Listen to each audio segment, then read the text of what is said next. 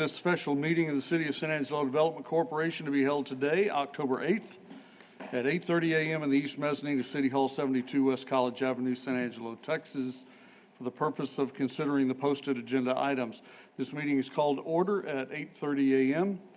Our invocation this morning will be given by Bill Proctor. He's a retired pastor from First Presbyterian Church here in San Angelo, and now is presiding over the New Hope Presbyterian Church in San Saba. We're glad to have you. Thank you. Well, good morning. Let's begin with prayer. Lord God, as the members of the San Angelo Development Corporation and its professional staff meet together this morning with members from the community, bless them for their work and efforts on behalf of this city that we call home. We know how fortunate we are to live in a community that is so unique and enriched with so many special qualities, from Goodfellow to ASU to the annual rodeo to the varied cultural opportunities, including the symphony, the art museum, and the ballet, and so much more.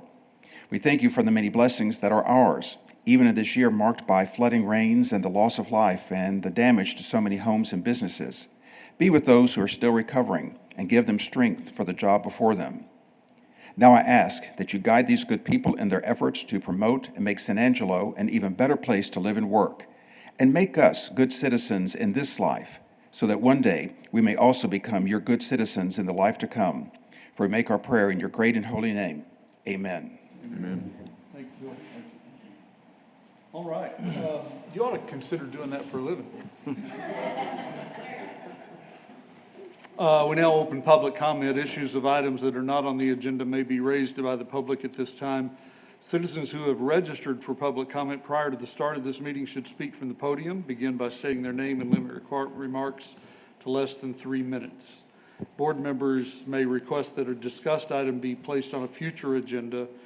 The board takes public comment on all regular agenda items during the discussion of those items from citizens who have registered for public comment prior to the start of this meeting. Mrs. Navarez, do we have anybody for public comment? Yes, sir, we do. Jamal Shumpert.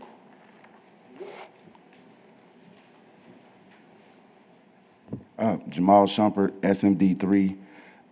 Today, I just came up here to talk to you guys about maybe reaching out, a possible opportunity actually, for flag football. As you know, 2028, the Olympics is going to be hosting flag football here in America.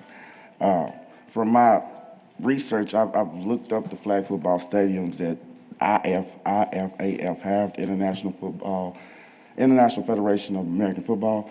They don't have any specifications or any designs or any like legitimate models where you go here for the Olympic trials or you go here for the Olympic Games.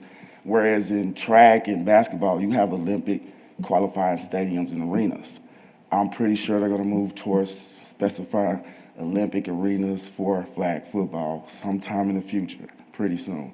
What I would like you guys to do is send representatives maybe to see if they would like to put a stadium with several flag football fields here in San Angelo. We wouldn't have to use any of our tax money, but San Angelo does have a pretty good flag football recreation. They're pretty good at flag football. I can tell you that. I was really good at regular football, but flag football, regular football, a little bit different. You don't get to hit them, so you don't knock them off that track too much.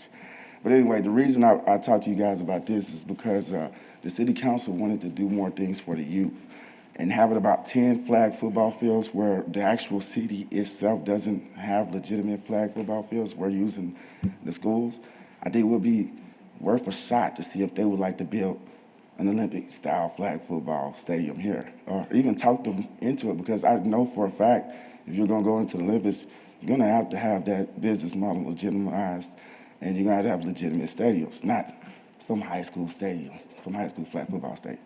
But yeah, that's all I came to talk to you about on the public comment. Thank you. Thank you, Jamal.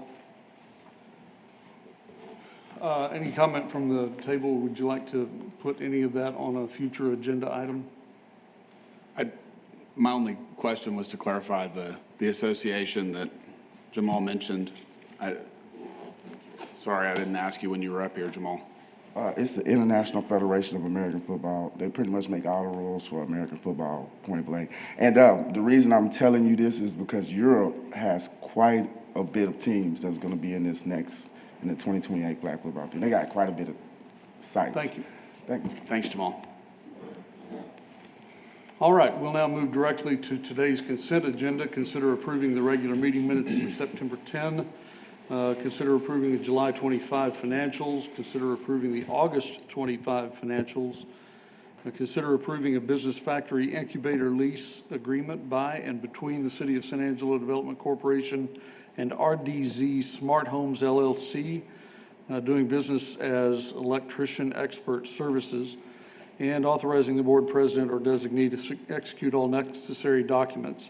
Consider approving an amended business factory incubator lease agreement by and between the City of San Angelo Development Corporation and Branded Company to include an additional office space, and authorizing the board president or designee to execute all necessary documents. It is my understanding that if we do lease these remaining spaces, we will be full. Is that correct? That is correct. All right, those are our consent agenda items. Do I have a motion? I'd like to pull the August financials. I've got a question on that. Hoping that Tina or Finance could help answer, please. All right, we'll move the August financials and discuss them immediately after this item. I'll make a motion to approve the consent agenda, less item C. Rick? Second. Director Lassiter and Director Stribling? I'm sorry, I'm C. Okay. We'll Hold on move one item moment. C. We have a motion and a second. Hold on one moment. I also have public comment as well. Oh, okay. And I have public comment for C, D, and E. That would be Jamal Shumpert. All right. We'll address that when we get there. Okay. All right, can I have a vote on the consent agenda? So it's on C and E?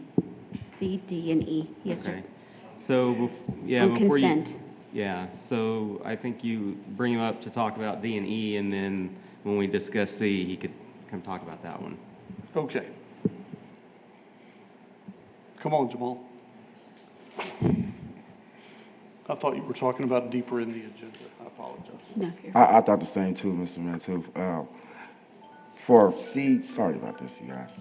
This would be for D and E. For D and E, I just had a positive comment. I think it's good that you're working with RDZ Homes for our accessibility needs, especially with the elderly and disabled, because they can upgrade to electrics. We really do need electricians here. I remember one time at a city council meeting, this is guys talking about how our actual government entities are hiring people who aren't licensed to do electricity work.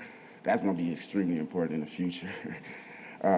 But in E was just a simple comment about making sure that you all have enough space in your business factory for other businesses to come in, because once you lease up all your rooms, then you can't necessarily help that person with a space. I see where that person already has 2 spaces and they're going for a third, or is it 1 space and they're going for a second? I wasn't sure, but I just wanted to just keep a careful eye and make sure that you could help out all businesses. Thank you. Any comment from the board? All right. Am I clear? Yes. Let's do a vote. We have a motion and a second. If you'll approve the consent agenda items without item C, will you say aye? Aye. If not, will you say nay? Are there any abstentions? And it is done. All right, let's go to item C of the consent agenda as we've moved that out, approving the August 2025 financials. Do we have a representative to discuss those? Tina, are you available? Director Stribling, you have a question? Yes. So there's a P&L statement that includes the budget for both of the funds.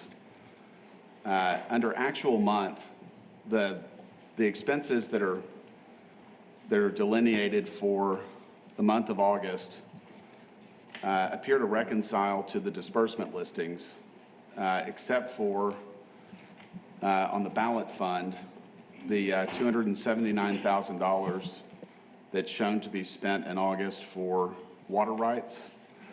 does not show to be dispersed. Been accrued. It's been accrued as a payable. Okay.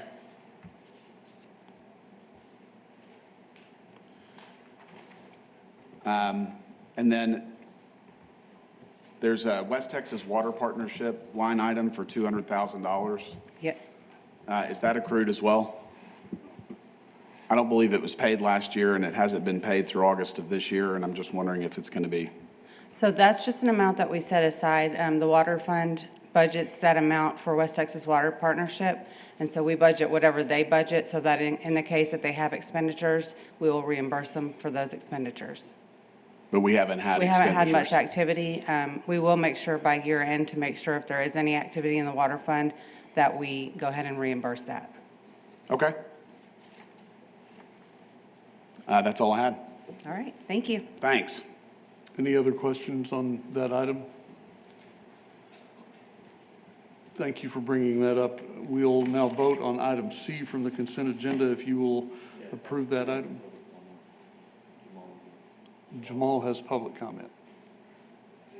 I'm glad you guys are here today. Jamal Shumpert, SMD3. I was just looking at the tax analysis at, I think, the first page of your sheet. And what I was talking about last time is what should I say? How could I say this? The consistent months that you have where you bring in the same tax revenue is November, January, March, and May.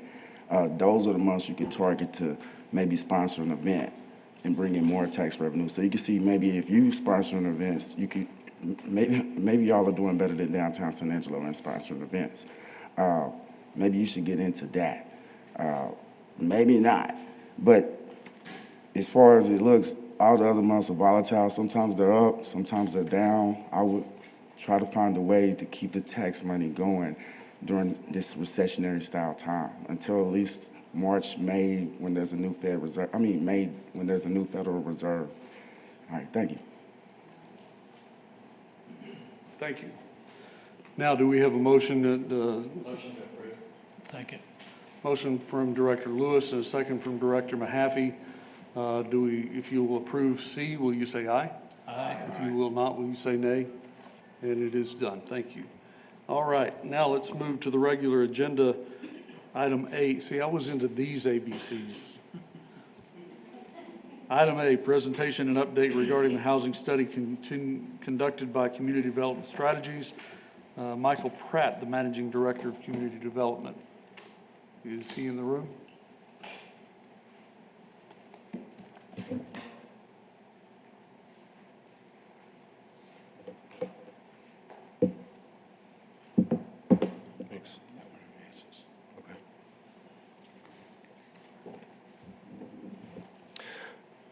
Hi, I'm Mike.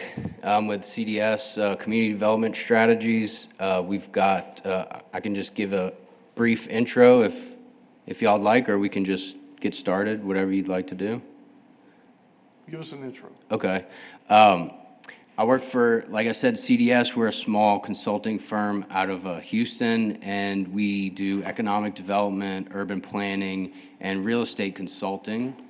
We've done a lot of work for COSA DC over the years, and in 2019, we did our first housing study, a comprehensive housing analysis, a product that we call a ResinTel.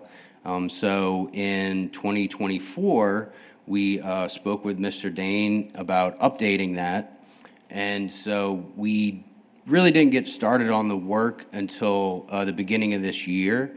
So the contract is a 2024 update, but a lot of the work we really mostly did in this year, 2025. And so I'm going to present to you guys the findings of our housing study update. The purpose of the housing study is basically just to collect and organize in a credible way by an uninterested third party the housing market data for San Angelo. We match that to the local economy so that we can have a better understanding for developers, builders, for property owners, for, planning and zoning, for policymaking, and for the EDC, how we can align the housing market with our local economy. And so that's kind of the purpose of the study, and that is the data that I collected, analyzed, and we've got some recommendations just on, best practices for cities and things that EDCs might be able to do to incentivize affordable housing and things that would encourage the type of housing growth that we need to align with the local job market, because primary demand for housing in any local economy is primarily the workers. Okay. I apologize, this is not a pretty presentation with pictures or graphs. It's pretty much all text, which I know is a big no-no for PowerPoint presentations, so I apologize. It doesn't mean that I hate you guys or disrespect you. I respect you, I like you, so please don't feel any disrespect by all the text slides. We've got about 20, so try and spend about a minute on each slide, and then if there's any questions or discussion afterwards, we can do that. Well, thank you for the warning. Yes. So just market overview, we've got about 44,000 existing units, and they're pretty much split 60-40 owner-renter. Population growth over the years has been, pretty flat. However, the county has seen a lot of growth population-wise, and of course that's driven mostly by what's going on in San Angelo with ASU and the Air Force Base, your large healthcare industry, small businesses, local businesses, and your significant, industrial output from local manufacturers. So that's all driving job growth, which a lot of it is, which we'll get into the data later in the presentation. The workers, who work here, based on their incomes, that kind of determines what type of housing would be in most demand and what they can afford.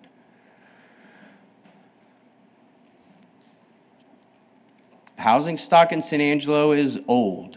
Almost 60% of the units were built before 1980. So even in places that don't see a lot of rapid population growth, if you do have an older housing stock, that does drive demand for housing because people need to replace that existing housing. And I think that replacement need could be on the rise, especially in older neighborhoods with that existing aging stock. Everything, when a house gets built and all the houses in the neighborhood get built in the same time, and everything's rated for 25 or 30 years, right? So if a house is over 30 years old, it's likely that they need a new roof, they need new insulation, they need new HVAC systems, all this stuff. So I think that's something to keep an eye on in your older neighborhoods with the existing housing. Median sale price in 2025 is $240,000. That's up from $157,000 in 2015. There's been a large decline in the stock of homes, 160,000 and less, which are going to be your, entry-level, first-time home buyers, folks that are moving here, for their first job, maybe rent an apartment, want to buy their first house out of college, married, just had a kid, need to buy a house. So that entry-level stock is what we want to be able to have that kind of filtering effect of people, moving here or growing their families and being able to buy their first home. So the increase of, homes priced $300,000 and more has increased significantly as far as the share of home sales in those price bands.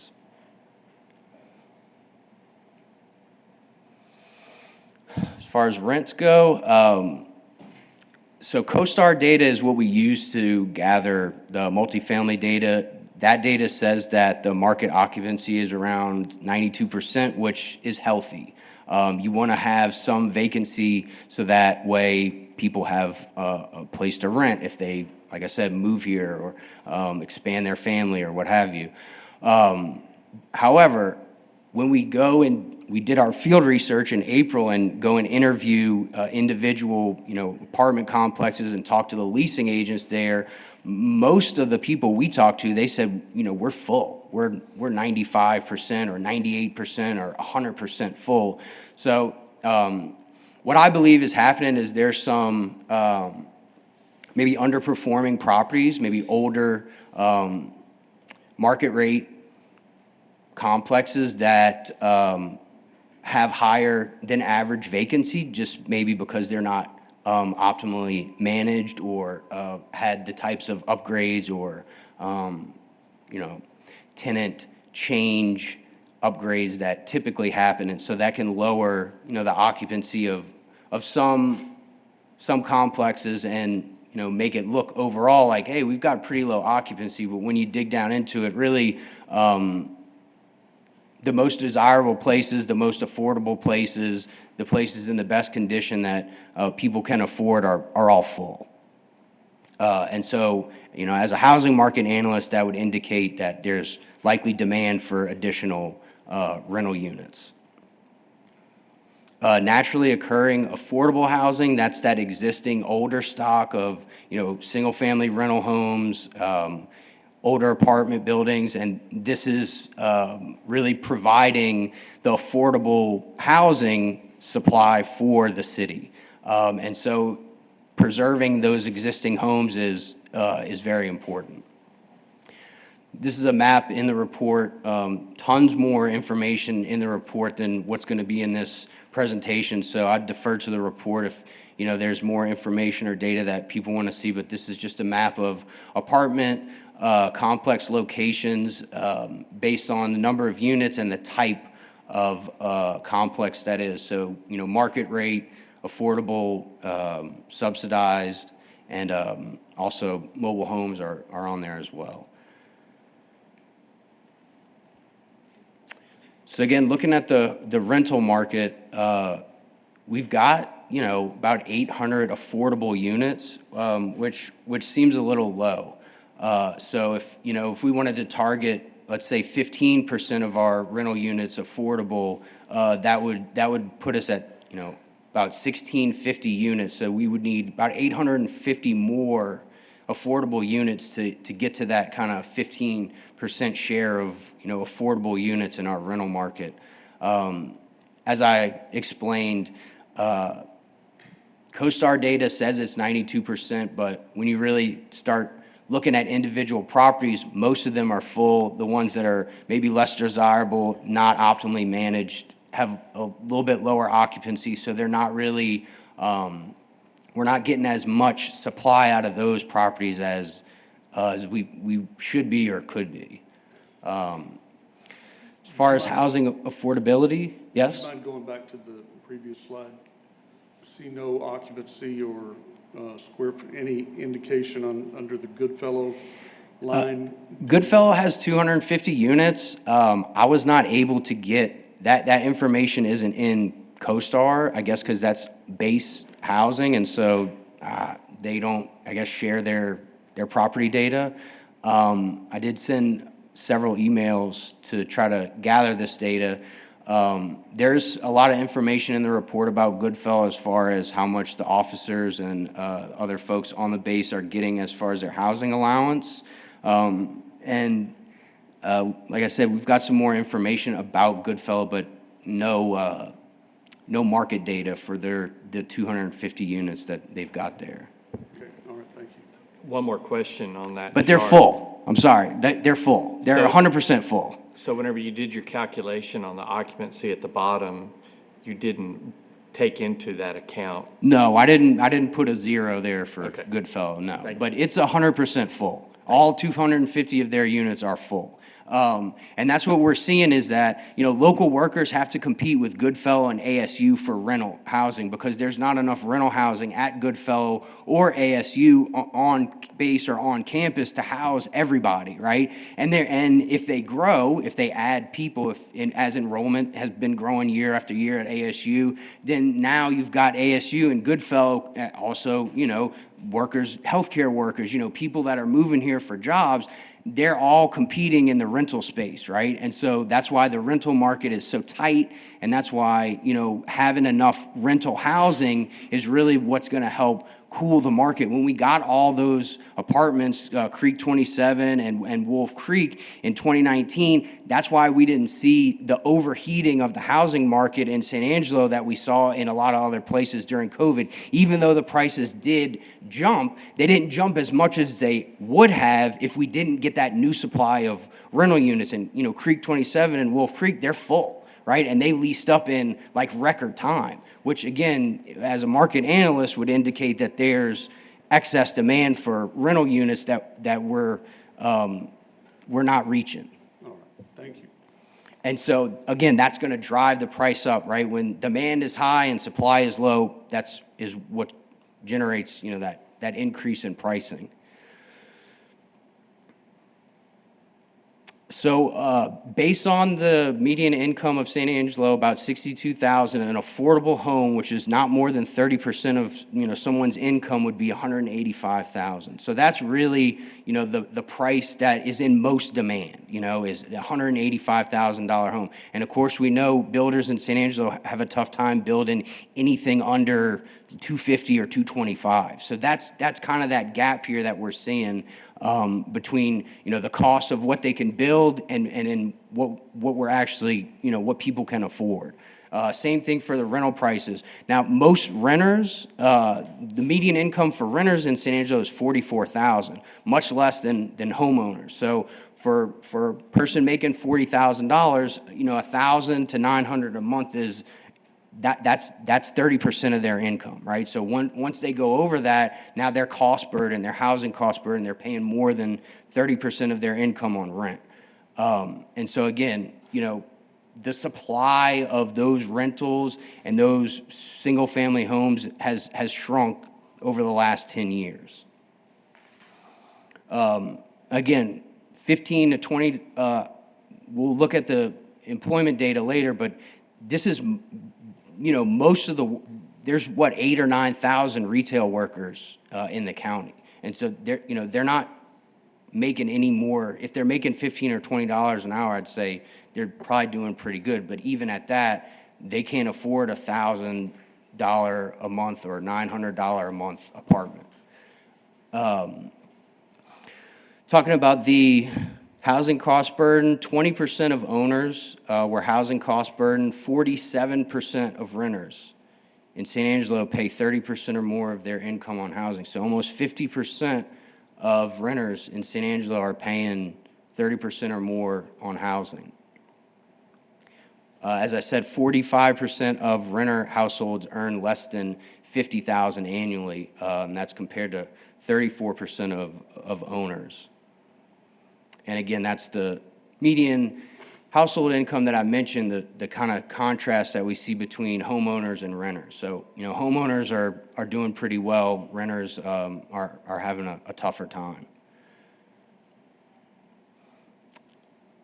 Same theme, 175,000 to 250 is really where most of the demand is for single-family homes, and then that 900 to 1,200 a month rental unit is really where most of the demand is. It's tough, like we said, to build a single-family home for under 225 to 250.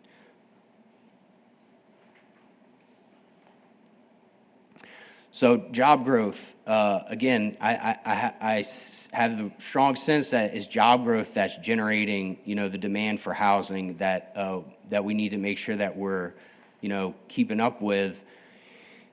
One new housing permit for every 2 new jobs is considered sort of a balanced market. That's what the National Association of Realtors says. you've been keeping up with that, so, it's hard to say that, hey, San Angelo hasn't permitted enough housing. It looks like from 16 to 23, y'all did, and a big bulk of that, obviously, like I said, came with Creek 27 and with Wolf Creek, and then all the other single-family homes that have been built. But since 23 to now, to 25, I think, permits have fallen off a bit. Obviously, 2020, we peaked, but, we're back down to 200 or 300 permits a year. Again, so we've got job growth, COVID, everybody lost jobs, but by 2022, y'all were back. So all the new job growth that's happened in 23, 24, 25, that's all greater than what you had pre-COVID. So Tom Green County has the most jobs it's ever had in its history, right? 50,000 jobs. You've never had this many jobs in the county ever in your history. And so we're seeing, I guess you could say, historic, job growth in the county, especially in the last 2 or 3 years. Like I said, this is all new jobs that are putting us over what our pre-COVID employment number was.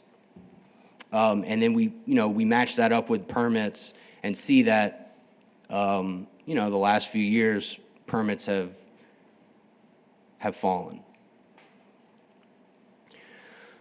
So the way that I calculated housing demand, how many units of housing do we need? We looked at the job growth from 22 to 25, so that was close to 4,000 new jobs in that span. That would generate, if we're using this ratio, 1,800 units, demand for 1,800 units. And so then we split that by, if 45% of those were rental units, 55% were single family, this is how many units we would have demand for, and then these are the attainable or affordable prices that we would need to see to serve our local economy.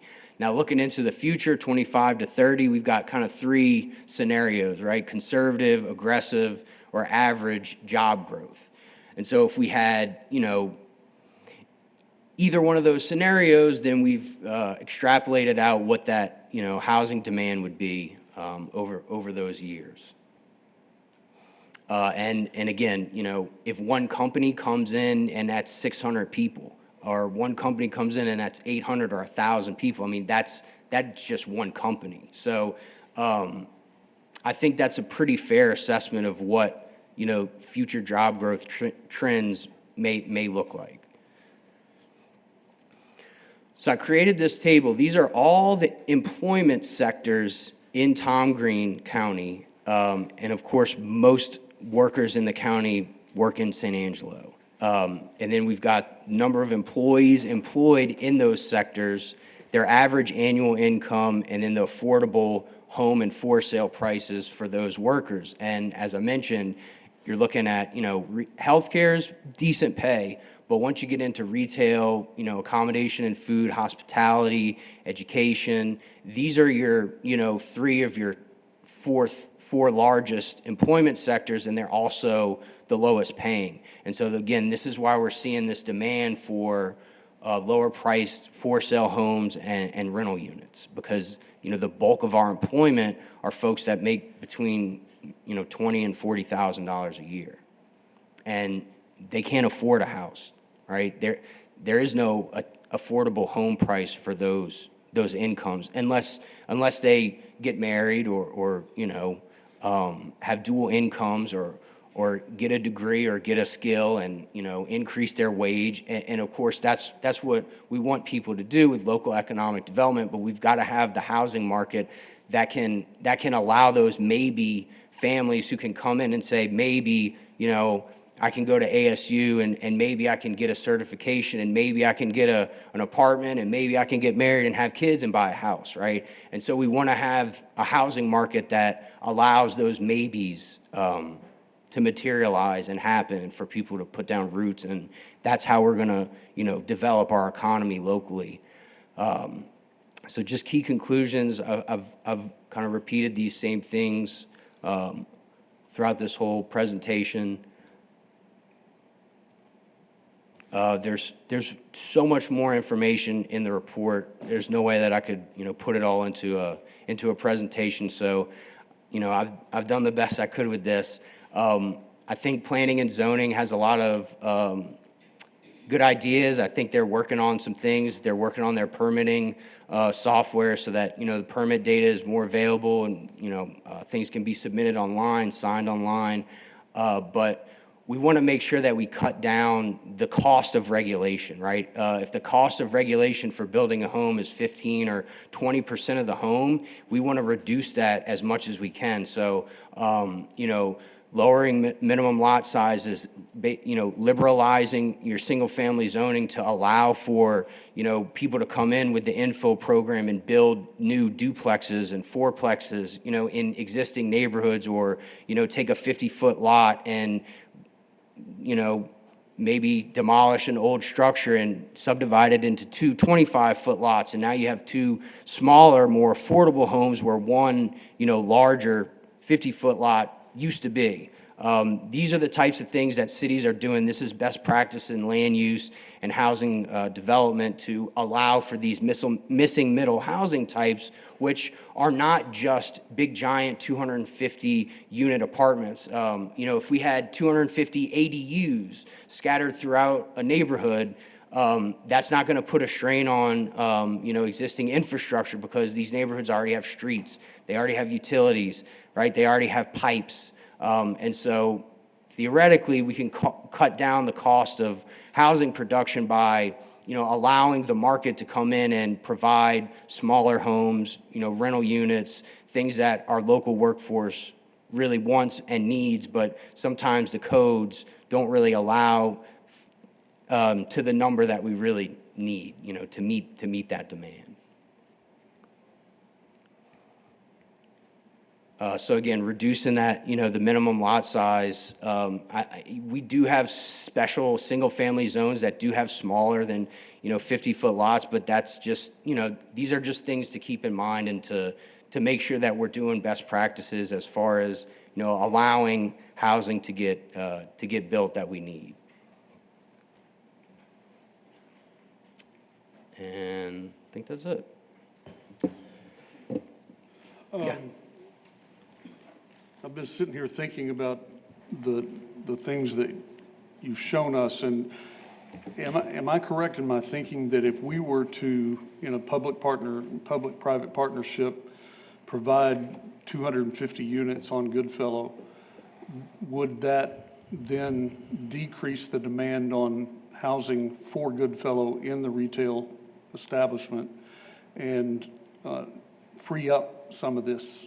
Yeah, some of this issue? more student housing and more base housing would keep them from competing for single-family rentals in older neighborhoods, or renting an apartment, in Wolf Creek or Creek 27, because there's nowhere else for them to live, And if a base officer is getting $2,000 a month, housing allowance, then they can go outbid, a local worker who's making, $30,000 or $40,000 and don't have $2,000 a month to pay for an apartment or a single-family rental. But yes, I would say that base housing, rental units, because a lot of these folks they're coming in and out, right? They're not staying here forever. But as that stuff grows, as their missions grow and they need more people, we want to be able to have housing that accommodates them so that, again, they're not out competing for rental housing against local workers. Any other questions from the table? I've got one. So a number jumped out at me in your report on page 12 that regulation is 25% of the cost, which that's a stunningly high number. And you said something that's a little lower when you were talking 15 to 20%, which seems better, but it still seems out of whack. Yeah, if you think about labor and materials, it ought to be 80% of the cost, and there's not enough room for all that. So Yeah. how do we line up with other communities that you've dealt with in terms of regulation costs? There's been a wave of zoning reform throughout Texas. Lubbock is the one that I like to point people to because they've allowed duplex, fourplex, and small lot homes in all single-family zones now. So all single-family zones, you can build a small, in West Lubbock, Upland, and I think it's 40th or 140th, far West Lubbock, I mean, they're building new homes for $165,000, They're small homes, they don't have a garage. They're maybe 2-bedroom, 1 bath, but they're brand new. They have a lot, they have a front yard, a backyard, they're in a brand new neighborhood. And so, the 50-foot lot minimum, I think that's arbitrary, and that's not a best practice anymore. Mandating that every new home be the smallest home we can build is 50 foot, that's not optimal, because that caps how low the home can be sold for, right? If we can't build anything less than a 5,000 square foot lot, that's just going to make it more expensive. But like I said, if we can buy a 50-foot lot and subdivide it and put 2 smaller houses that are more affordable as opposed to one, $300,000 or $350,000 house, that's the type of land use regulations that would be a best practice to allow, especially with the infill program. Y'all have got a great infill program, but I think,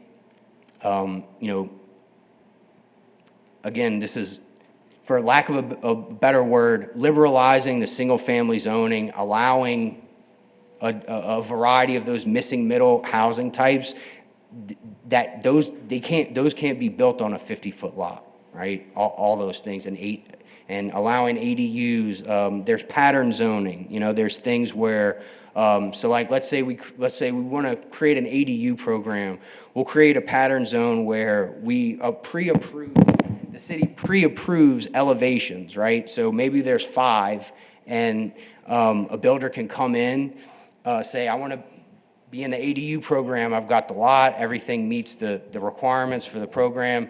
And then city says, okay, pick your elevation. They pick this elevation. They say, this is the one I want to build. Well, the permit, the blueprints, everything comes all in one package, right? And so that's it. It's a by right development. They come in, they pick which one they want, they pay whatever, a couple $100 for their fee, and everything's in it, and then they can go home and hire a contractor and build, and everything's approved, and it doesn't have to go through this rigorous approval process, because everything is essentially pre-approved, right? And now that would just be for like ADUs, but there's cities like College Station that do that for all types of, housing.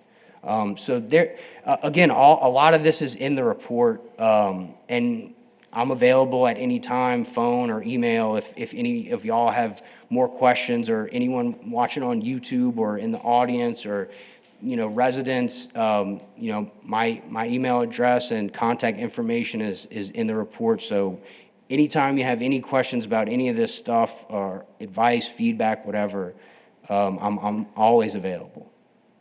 Mike, I think you've touched on a lot of things. I'm sure we could talk for hours about a lot of aspects of this study. One of the things you touched on, I know the city is working on reviewing the residential zoning classifications and potentially adding or adjusting to smaller lot sizes. What we've seen in our community is that there's an inordinate amount of cost associated with infrastructure, roads, and utilities. And to your point, that 50-foot lot is expensive when you're dragging utilities and paving roads. If you can narrow those lots down, it would help with those costs considerably. There are a couple of observations. If you go to there's a rental market trends slide that you've got in your presentation, and it's got a chart on it.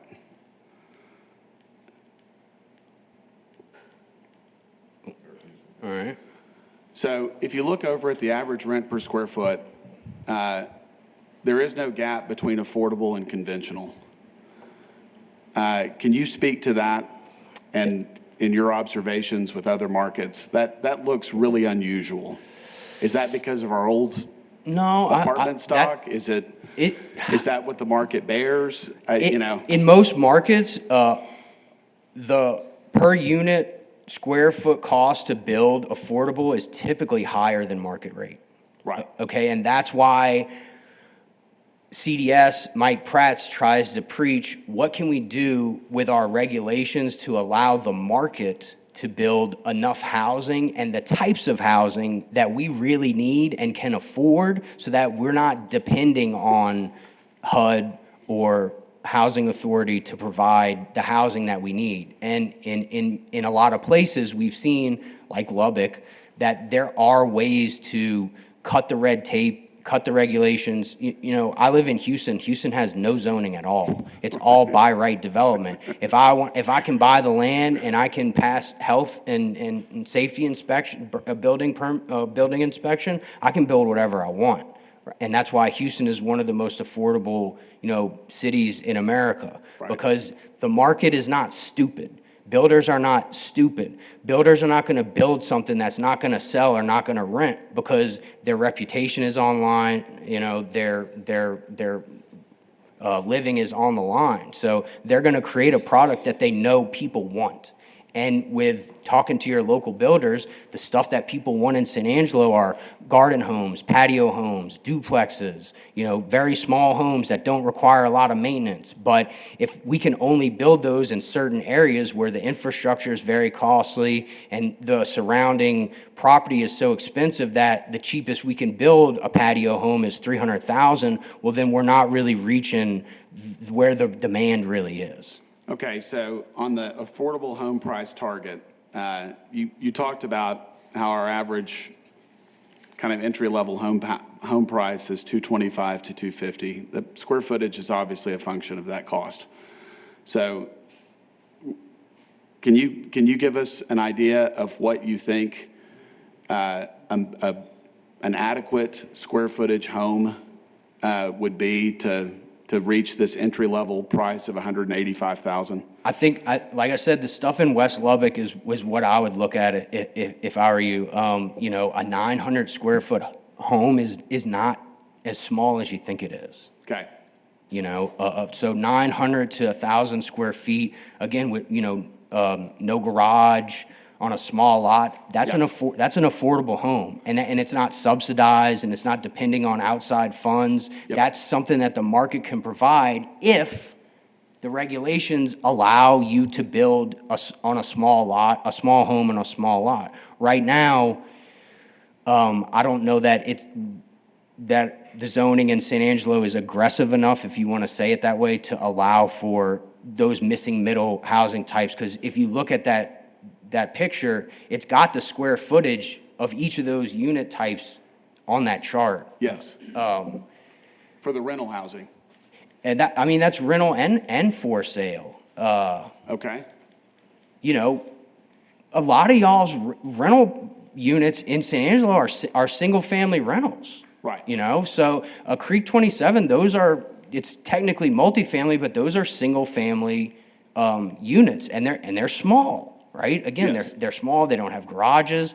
But none of these units are more than 2,000 square feet. None of these. Even the ones closer to the left side are, like I said, the ADU could be 400 square feet in someone's backyard. Okay, so next I would say question. 900 to 1,000 square feet. That's technically anything under, and this is in the report, anything under 1,800 square feet or less is considered an entry-level home. Right. Okay, so 900 to 1,000 square feet, I think that's. But to my point, we're building 1,800 square foot houses. Yes. And the cost of building those houses is considerably more than Yes. 900 to 1,000 feet, right? Correct. Okay, so the housing cost, when you talk about housing cost, on the rental side, it would be rent, right? Yes. Doesn't include utilities. No.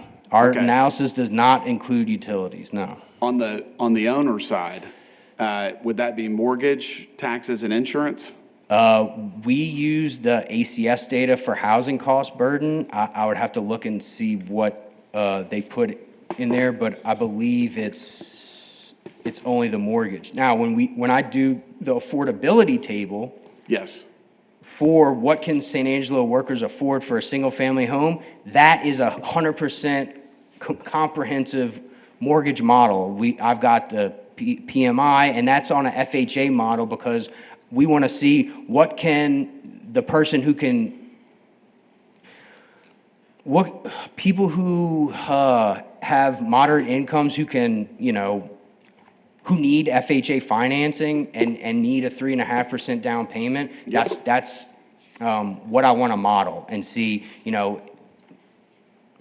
what the cost would be for someone who can barely qualify to buy a home in San Angelo. What prices, home prices can they afford under an FHA model? And so that's what that table is in the report.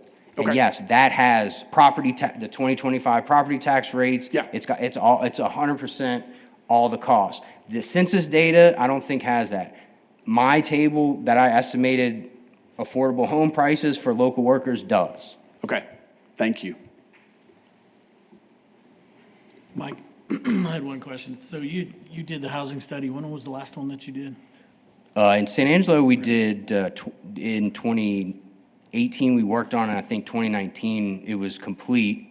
But are you saying what's the most recent one just other than here? Well, I guess my question is when you did that housing study versus this one, how many of the same issues did you see? Have any of those been addressed from the last housing study? Look, I had the same sort of recommendations, and so the answer is no, and that's sort of like when I met with the Builders Association, they're like, "Why are you doing this study again?" They didn't listen to anything you said, nothing changed. But I understand that local government takes a while to change, and y'all are looking at planning and zoning is looking at the single family zoning regulations, and so and permitting, and so that's what we focused on the first time, is you don't want to be doing anything as a local government to increase the time it takes or the cost it takes to construct new housing. And so whatever we can do to lower the cost of regulations and the time it takes to approve, review, and permit new housing, that's going to help us speed up the process and lower the cost. A company can move here overnight, right? A company can move here and bring 600 people overnight. We can't build 600 new homes overnight, and so we need to be as quick and nimble with our regulations as we can. So we need to be having conversations with planning and zoning and Yeah. permitting and. I would recommend some sort of task force, like a housing task force, that the EDC can create or the chamber can create, and so you can have a representative from SAR. You've got great local real estate agents, a representative from the Builders Association. You've got great local builders, a representative from, the EDC. Y'all got a great EDC, staff and board. So you've got all the pieces, but, having Mike Berry or Mike Looney on there, having one of you guys on there, having a local builder or two, and planning and zoning and city council, and have a person from each, team kind of represented in this task force to make sure that all the stuff that we talked about is being looked at and focused on and worked on a consistent basis. And to make sure it's not just conversation. Yeah, that's kind of why we do these housing studies, because in all these local markets, everybody talks about this all the time. And so we're documenting in a report what everybody's been saying, what all the employers are saying, what the builders are saying, what the EDC's seeing and saying. And I think we did a really good job of it. I was tasked with doing an update to the original one. This is not an update. I put a lot of extra things in here that were not in the original one. So a lot of analysis, a lot of strategies and recommendations that I provided for this update that was more than an update. So I feel confident about the work I did for y'all, and hopefully it will help. Last time in 2019, I think you guys put it on the website. The developer from Georgetown saw it, came and built Creek 27. So sometimes it's as simple as just making the information available so that, again, everything that everyone kind of talks about is on paper, and now everyone has it available to them, all the data, all the analysis, all the recommendations, so everyone can get on the same page with housing. Okay. Mr. Pratt, thank you for your work. Well done, well done. I would like, if it's okay with the board, to instruct staff to make sure that this does get on our website and gets, very good. That's what I like to see. As Already a on. follow-up to that, does everybody get it? All the city departments, everybody that's involved in this? Does everybody see this? I mean, do we share it with everybody directly? Not just put it on the website, but give it to them?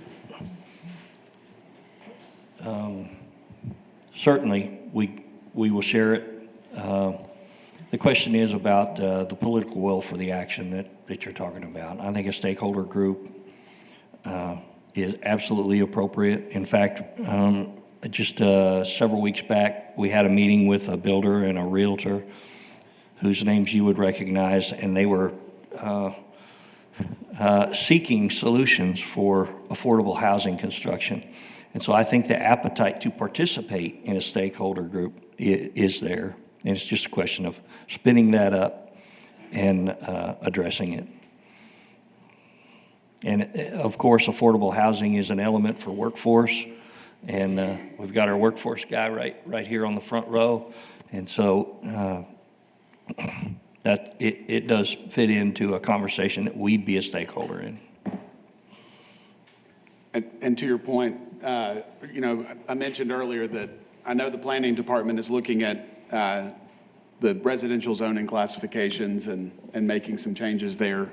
I'm not sure about the timeline, but it seems like sometime early next year, some of those recommendations are going to flow through the planning commission and up to the council, hopefully. I think they are working on a major update, and the question would be, can we get some of these changes made before that whole plan is done? That would be part of that. Yeah, and I think Mike's touched on some aspects of regulation that fall outside of those efforts.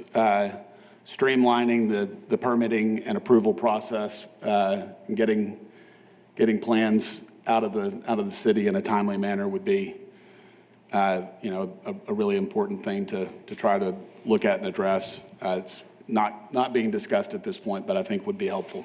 I think they track that, and for residential, I think they're more than competitive. Yeah. The question is, how do we overcome some of those inherent infill issues, which Yes.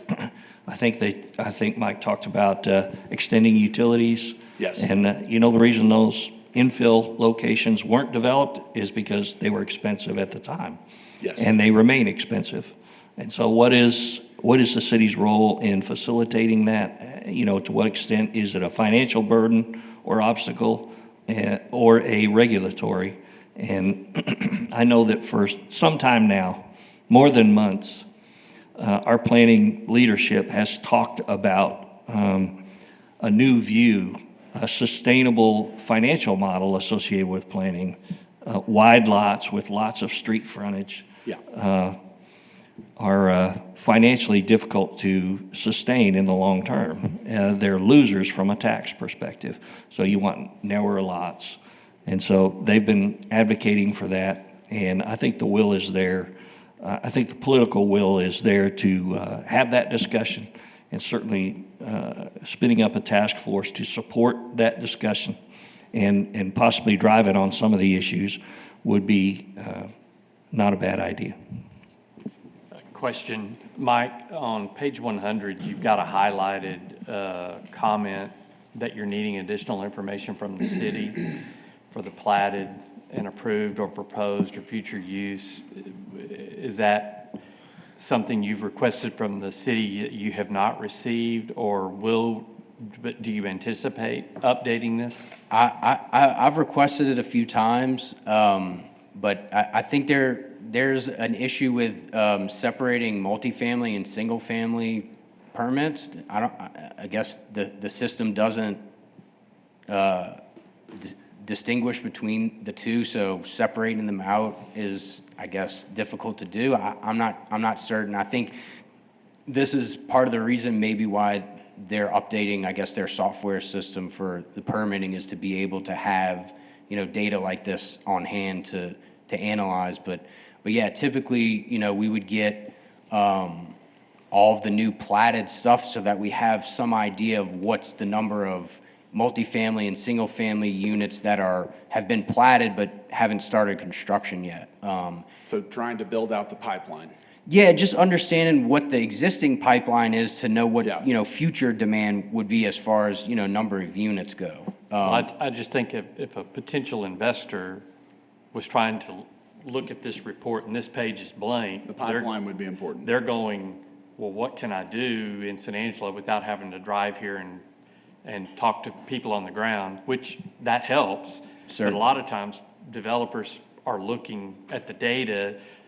If we had the data that showed them, we have the land, it's zoned right, here's how you can make money, boom, here comes 1,000 units, because the demand is there. Yes. But you've proven that in the rest of it, but over here on page 100, it doesn't show you where anything is.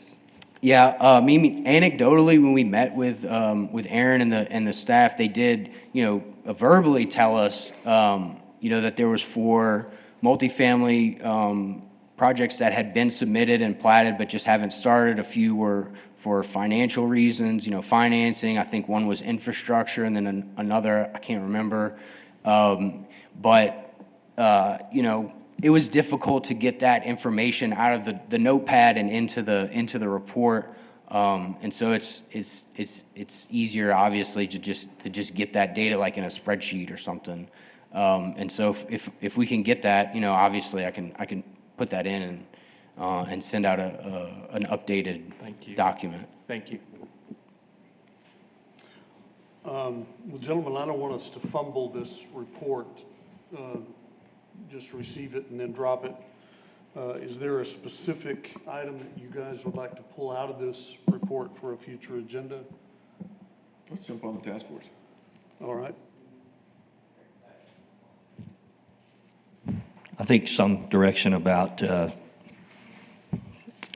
polling known stakeholders about the creation of a task force and their willingness to participate, and including our planning folks. Maybe we could get them to give us an idea what their timeline is, what their plan is, and how can we support that update.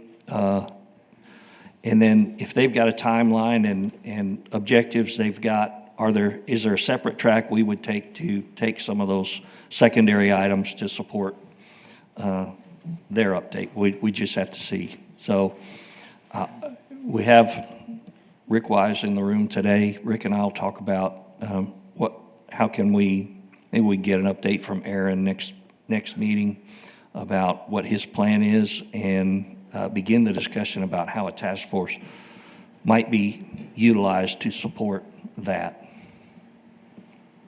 Anything else you'd like to pull out? So can we put that on the agenda for next month? She's already got it. Thank you, Nora.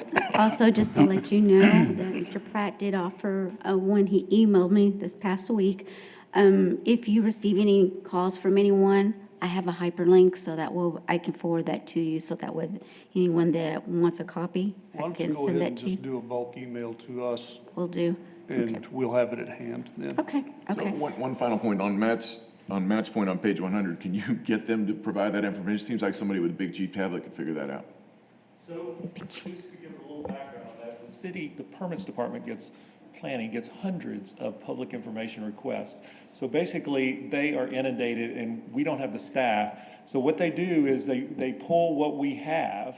If the system doesn't generate that, we can give those, someone can get all of those and sort through them, but it's gonna take a ton of time. So it's not as simple as that, and unfortunately, we don't have the staff to do that, yet try to keep our permitting process on point. So we can look at it, but I cannot promise a time frame, and it's gonna have to be pulling someone from doing their regular job to do that. But that's generally, it's not as simple as it may sound. forgive me for the way I'm about to put this, but this is important. And so maybe we need to do the tough work and get that done. Well, why don't we take a look at what he's got and see if there's a way to shortcut to a useful arrangement. Yeah. Or if we've got to log the hours, then maybe we'll figure out how to do that. I know a guy who knows something about development. Yeah, it just seems to me that we can put something on page 100 besides we can't get the information. Just the information we have, that we do have in an asterisk on the bottom of it that says, this is not complete information, but this is what we have, something like that. If it'd be easier just to like set up a call with Aaron or somebody on the staff and I can just kind of take notes again, you know, if that would be easier and quicker, I could do that, you know. We are about that all day long, and any information that's in there, I agree, we can either alter how it's phrased to show, you know, this is the number we have overall that includes these two categories. I think what he's looking for is trying to separate it, which is the problem. So yeah, it can be altered in that wording, and we're available all day long for those conversations whenever. Thanks, Rick. Thanks, Rick. There's one last thing that I didn't cover is, I did do some extra, like a housing market impact analysis of the flood. And so I don't want to take any more time, but just the takeaway from that is it's gonna increase demand for affordable housing even greater than what's already. So 900 homes, you know, that were impacted, and the vast majority of them were, you know, low to moderate income workers or older, you know, residents, senior citizens that had paid off their home, you know, for many, many years and don't have any house payment. And so these folks don't have, you know, $1,000 or $900 a month to go rent an apartment while their house that's paid off is getting fixed. And so again, this was 900 homes that were impacted, and the short of it is that it will probably increase rent in certain properties where these folks may try to go by 10 to 20%, and we're just going to see a big increase in demand for affordable housing. All right. So task force on the future agenda, and is there anything else that I missed? I might just add, and I'm not sure the board's aware, but the Development Services has a development task force that potentially meets monthly. And it's a pretty good combination of all mostly the home builders and a lot of other people involved in development. This is something, if we could ask to get it on their agenda, I think it's something that all those folks would be interested in at least discussing. And that could be a good start for assembling a task force. Not to say that we won't put it on our next agenda, but there is an avenue there already created where I think we can get some interest going there. Thanks, Bob. Anything else before we move along? We have public comment. Jamal, will you come forward? Jamal Shumpert, SMD3. The reason I'm here today is because I don't think there's any citizens that'll actually come. Most of the time they don't know what you're talking about. But I've seen this over and over again. Each year we go to ask the builders, what can we do to help them build more homes? Yet the price of homes keep getting expensive. This guy did a great report. I mean, it's great. He was scratching his head nights trying to figure out the suggestions he could use. ADUs, accessory dwelling units. It will increase the traffic you have, also probably crime, domestic violence at that. You think your police want extra things they have to do because they're picking cats out of trees right now, beyond what they have to do. I really support the police. I don't want to add extra to their plate. Less regulations. Some of these regulations prevent deaths in case of a fire. All these things we're trying to do for the builders, we haven't yet sat down and created a citizens task force where it's just citizens, not someone who's in the real estate industry. Maybe do the people who are in real retail industries. like flipping your burgers, making your food. Ask them what do they need, because they will tell you it's better wages, better jobs, which come straight from this department. I can't preach to you guys, talk to you guys enough about how important it is to bring in higher paying jobs, to have a creative mindset, to change the trajectory of where we are going. We've put decades and millions of dollars into affordable housing. And over the last 2 or 3 years, I've been telling you to watch these people and watch what they're doing so you can understand what they're doing and whether it's effective or not, instead of them coming up here and tell you, yeah, this is effective. Well, this guy just told you from 2019 to 2025, you did nothing effective but put millions of dollars, tons of hours into this problem to make it worse. So I would say instead of creating a task force full of these business people, create one full of citizens who work these 14 or less an hour jobs. Because he was talking about 15 to 20, and those are mostly manufacturing and factory jobs.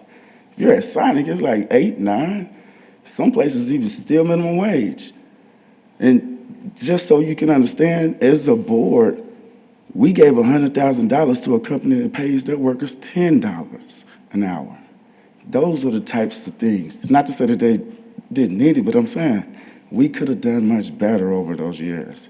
Y'all are a new board. Y'all have the choice. Y'all can change. Y'all haven't made these same mistakes, but I will tell you, if you go in and get the business people, the same people who make money off of what you're trying to change, they're gonna do things best for them. Thank you. Thanks, Mr. Shumpert. Anything else from the table? All right, we will receive that report. Thank you for your presentation, Mike. Next up is discussion regarding support for Goodfellow Air Force Base, and that is just a topic I wanted us to open up during this meeting.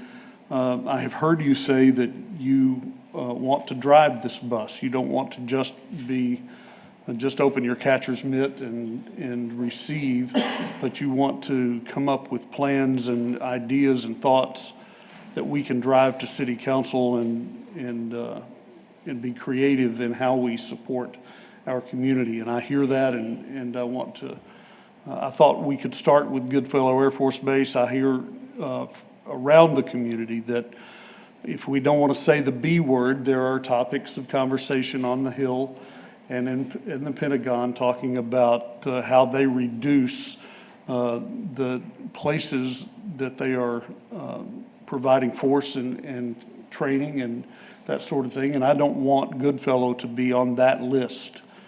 So how do we support Goodfellow, and how do we, what kind of projects do we come up with? When we just heard the housing study, it seems to me that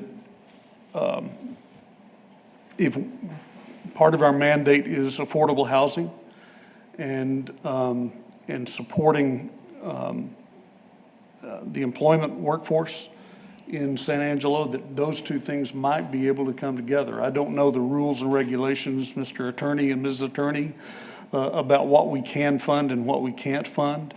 But is there something like that that we could do that would solve both the issues, would relieve housing demand in the retail community and support Goodfellow in their demand? If they are just squeaking because they are full with their housing, is there something we can do there? And that's just to open the conversation and see if maybe there are other ideas around the table that how we can support Goodfellow in our community. So, Rick, actually, after our discussion yesterday, went and looked at the act, and there is a project authorization for military bases. And it includes infrastructure improvements, land acquisition, buildings, or expenditures that, and then there's like a two-part that follows. It's creation or retention of primary jobs, and then there's a list of three things: promoting or supporting a military base in active use to prevent the possible future closure or realignment of the base, which I think is what you just touched on. And then attracting new military missions to a military base in active use, or redeveloping a military base that has been closed or realigned, which wouldn't apply, but those other two certainly do. Thank you for that.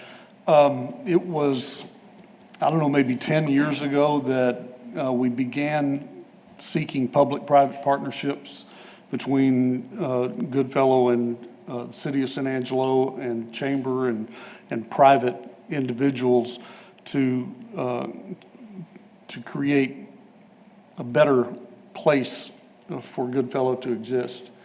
And I haven't heard a whole lot about that recently, but we jumped out in the country, in the nation, and led the whole process. And one of the reasons that we won the big award for community and base relations 3 times now, I think, and that is one of the things that promoted that award. So I'll open it up to the table. Do y'all know of anything that, or have thought of anything that we can do to support Goodfellow? Mike, didn't we, about 20 years ago, we helped in the acquisition of the property that was north of the base where the last round of additional housing was constructed? Wasn't that a COCDC project 20 years ago? Yeah, Matt, if you'd get out of my head, please. Well, that's what I was thinking about. I think COCDC bought the land and donated it in exchange for the promise to build. And that housing is, as I recall, constructed, owned, and managed by a private entity for the benefit of the base. The Goodfellow. Right. And as I recall, there is capacity on that footprint for more housing. But Currently owned or not currently owned? The base owns it now or does not? The developer owns it. the developer could develop more. Okay. But it doesn't, I think the last time we talked about this, I think it doesn't meet the developer's numbers for a second round of building.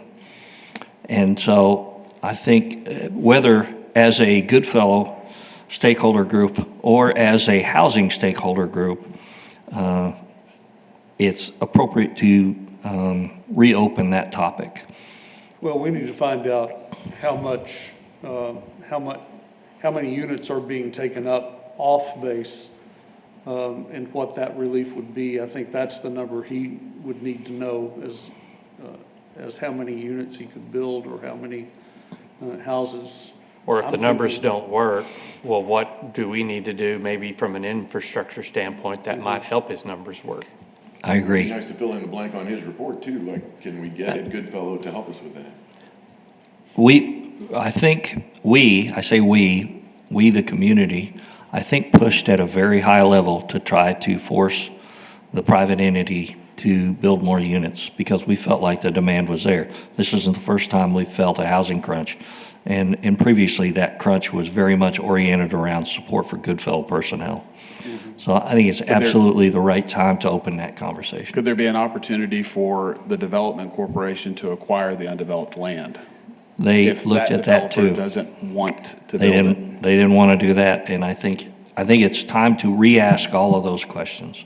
As I recall, Mike Boyd was very central in trying to drive a solution back then, and we may have to pick Mike's brain about opportunities for moving Well, we ahead. certainly want to grab all the low-hanging fruit. If there's already land available, it's next to that area, and maybe we just need to further incentivize that development as opposed to trying to go out and do this again, find another piece of property, get another developer. I mean, and there may be legitimate barriers that we could not overcome, the developer can't overcome, but we don't know unless let's re-engage the developer, and at the same time, what other development possibilities exist around the base that would help the base, help base housing. That's going to help housing throughout the rest of the community. It's a win-win if we invest there and we are permitted to do it. I'm all for that. I think the other thing that might help with the base is to get a little better understanding of the housing needs. Is it apartments? Are the folks that are coming out here buying homes, are Are they renting? You know, do they want to be close to the base? Do they want to live in Southwest San Angelo where there's more off-base activities? Or is it dorms? Right. I mean, could go all the way from top to bottom, I would think. I know the officer housing on base lacks a lot. And I don't know, because it's on base, that's a different challenge of how could we help do infill build or tear down rebuild, because some of that officer housing, you get a junior officer coming to town, and I mean, it's substandard. And I think that, I would be open, how could we explore that? It's a greater challenge when it's on base as opposed to if you were doing a private development. But it's something we still, in talking to the Goodfellow commanders I've heard, they were like, man, if we could figure out how to fix that issue, that would make a lot of people happy.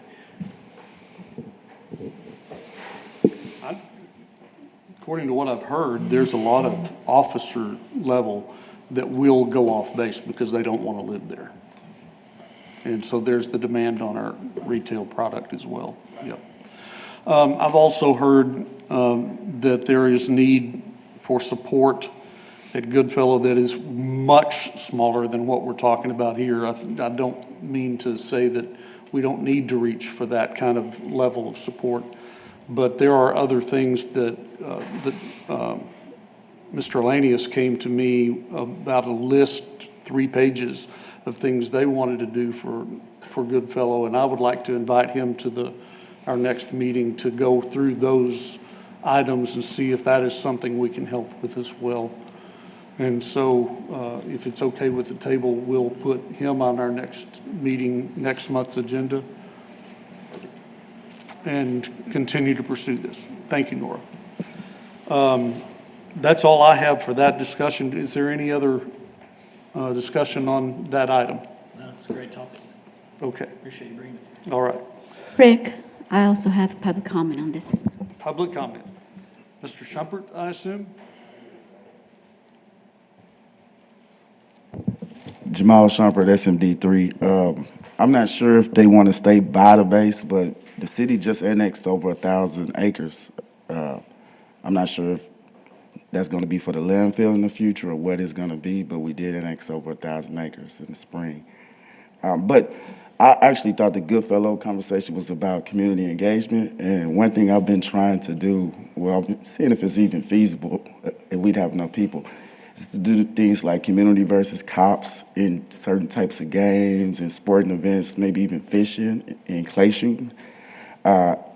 Maybe add the military into some of these games too, and invite the public. I thought that's what this Goodfellow Air Force Base support agenda item was about. I'm not sure if that's on the guy you mentioned, if some of those things are on his list. I'm not sure, but I just thought it would be a good suggestion to bring them into the scope of things. And you could also use ASU, because ASU has a robust intramural program, but you can also offer them free registration fees instead of charging them at the San Angelo Recreation Department. That could be something you could look into doing, and they could be more engaged in the city. And also create a bulletin board of events and activities to do with, put those things on that event board for those people. I don't know if they already have one or not, but it just seems like they only go downtown to use a trolley and go to the bars. They don't seem like they know about a lot of the other events that SAPAC and everybody else holds. All right, thank you. Thank you. All right, let's move to C, update presentation, discussion, and possible action regarding affordable housing assistance for needed repairs to damage resulting from the July 4th, 2025 flooding of properties located within the designated flood area. Presentation by Stephanie Habby, Executive Director of Galilee CDC. Welcome. Good morning. Okay. Quick update for you. Oh, how do I use this again? There we go. Okay. So we had, let me think. Sorry. Oops. Oh, I don't like these things. All right, so this was our original budget, was this 450. We broke it up over the front end work, the finished work, and then the admin work. So currently we have completed 7 jobs. To date totaling $43,496.23. I don't know what, that did not make your thing. We have 13 jobs out for bid at this moment. We're trying to use funds from the Salvation Army Disaster Recovery Group to pay for the materials of the roofs. They have coordinated with City Lumber in order to, they're going to pay for the materials and then we'll pay for the labor. So it stretches the money of COSA DC a little bit with another funder. We have about 75 active files in our hands that we're working off of right now.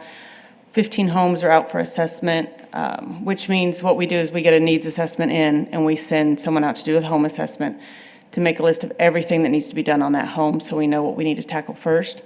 And then over the weekend, we received 30 more needs assessments, so we have another group to go out for home assessments. Unfortunately, we're still finding homes that need the muck and gut work done. We have about 10 or 12 of them. We do have a team coming in next week that will be here to do some of those. Hopefully, we can catch all of them and finally be done with that part. But I think people are still, for whatever reason, never reached out at the beginning. And so even 3 months into this, we're still finding people who are just now talking to us. So we're still working on that part of it. But we feel confident that, we're going to continue to move forward. We have teams coming in. Starting the 20th, we have Texans on Mission. They'll be here for 4 weeks to do some repair work. And then we have a group of Mennonites that are coming in for, I think, 3 months that'll be here to do work. And they can help rebuild complete homes as well. So we're excited to get that part of it kind of up and running. We're working on a lot of the roofs, a lot of the bathrooms, a lot of the plumbing issues that we're running into with the front end money before we end up on the back end finishing up these homes. So that's kind of where we are. Does anybody have any questions?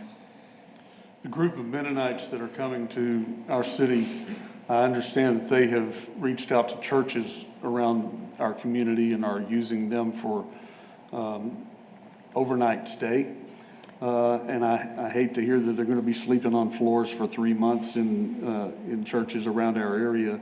Is there anything that we need to consider doing for groups like that?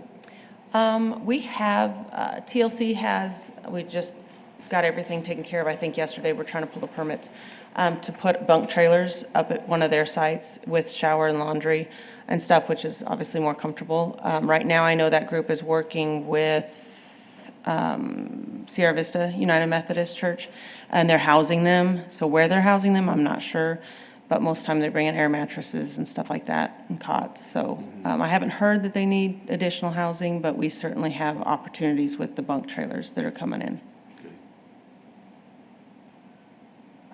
Any questions, thoughts, concerns? Appreciate all your work. Thanks, Ms. Hamby, we You bet. appreciate it. Thank you, guys. All right, thank you. Do we have public comment? Yes, sir. Jamal Shumpert. I just came up here to say thank you, guys. The families really needed it. I stay in SMD 3 and SMD 4, but they really do need it. They were moderate to low income. Most of us are. Thank you again. Thank you, Mr. Shumpert. Just for my reference, Nora, do we have public comment on remaining items? Which ones are we gonna, so that I'll be ready? D, E, F, and G. Okay. Rest of them. Oh, are you? Oh, okay. Change of plans. All right. No. No more public That's the last comment. one. All right, thank you very much. All right, we'll move on to D, and we will receive report C. Let's move on to D and get an update, discussion, and possible action regarding the project for damage repairs needed as a result of the July 4th, 2025 flooding to businesses located in the designated flood area. Desiree Johnson will come and give us that report. She is Director of ASU SBDC. Also, Mike Looney. I don't see Mr. Looney in the room. Mr. Berry, will you be available for help with that report?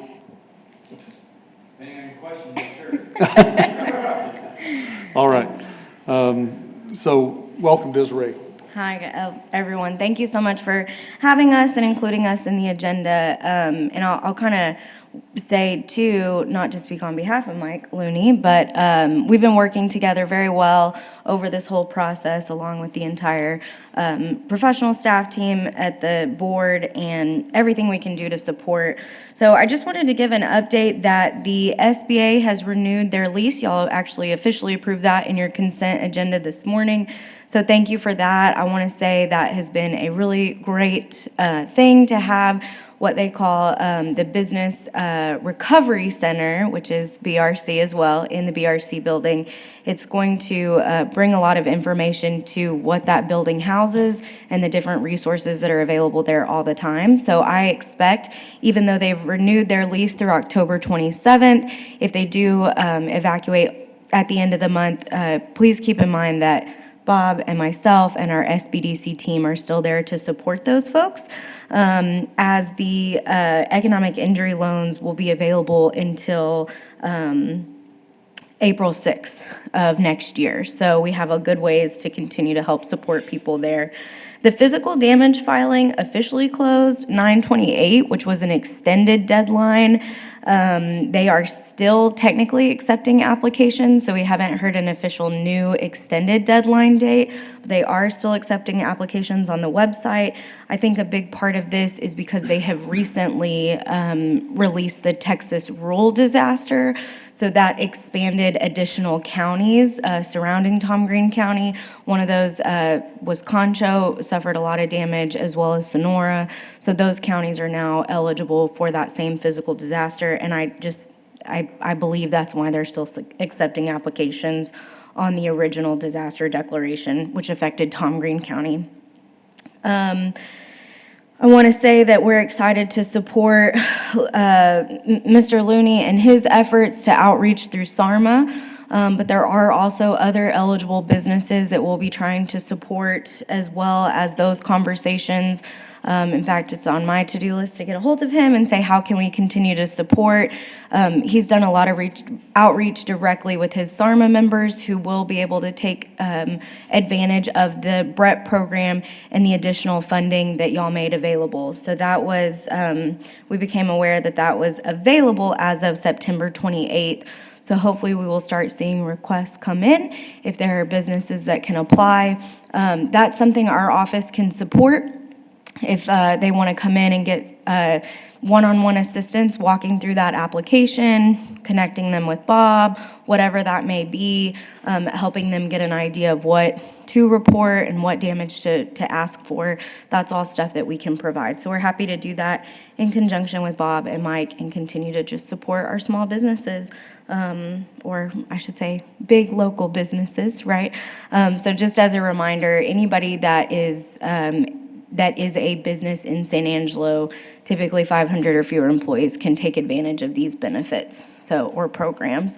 And then, of course, with COSA DC funding, they have to meet those eligible NAICS codes. I want to also say thank you to Matt and his team. They've done a tremendous job getting additional funding, to those small businesses.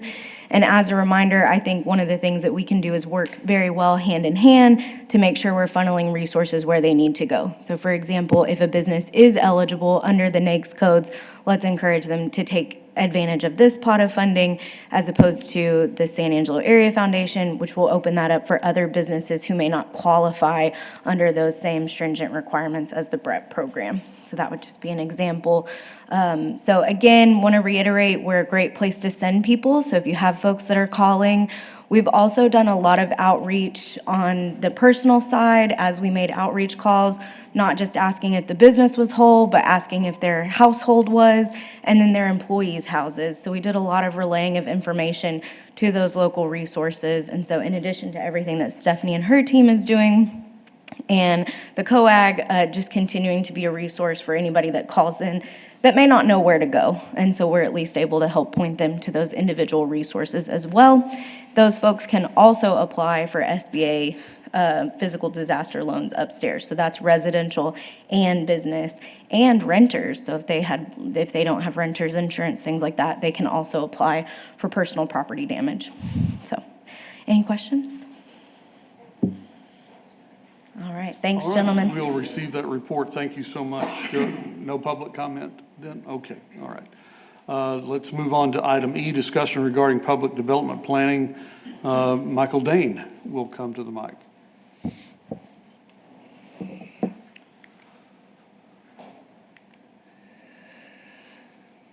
you have any slides on this, Bob, or just a wallpaper? Sorry. All right. Today's theme is, do we want to drive the bus, or what do we want to drive the bus on? Consistent with the talk about Goodfellow getting ahead and trying to lead the charge on some of these issues. We've been thinking that you can't get ahead of an issue if you don't know exists. So this item, we're going to talk about two issues. The next agenda item is actually far enough along that it involves a request for funding. But for this item, it's making you aware of two big projects that are going on. One of them certainly, I think, is going to resonate, and we may want to own that. But I've got Rick Wise here to kind of go over those and make you aware of them. Certainly, you're a community stakeholder. Whether or not you become a financial stakeholder is certainly a board decision. But we want to make you aware of two, and then the third one will be a separate agenda item. So Rick, if you would.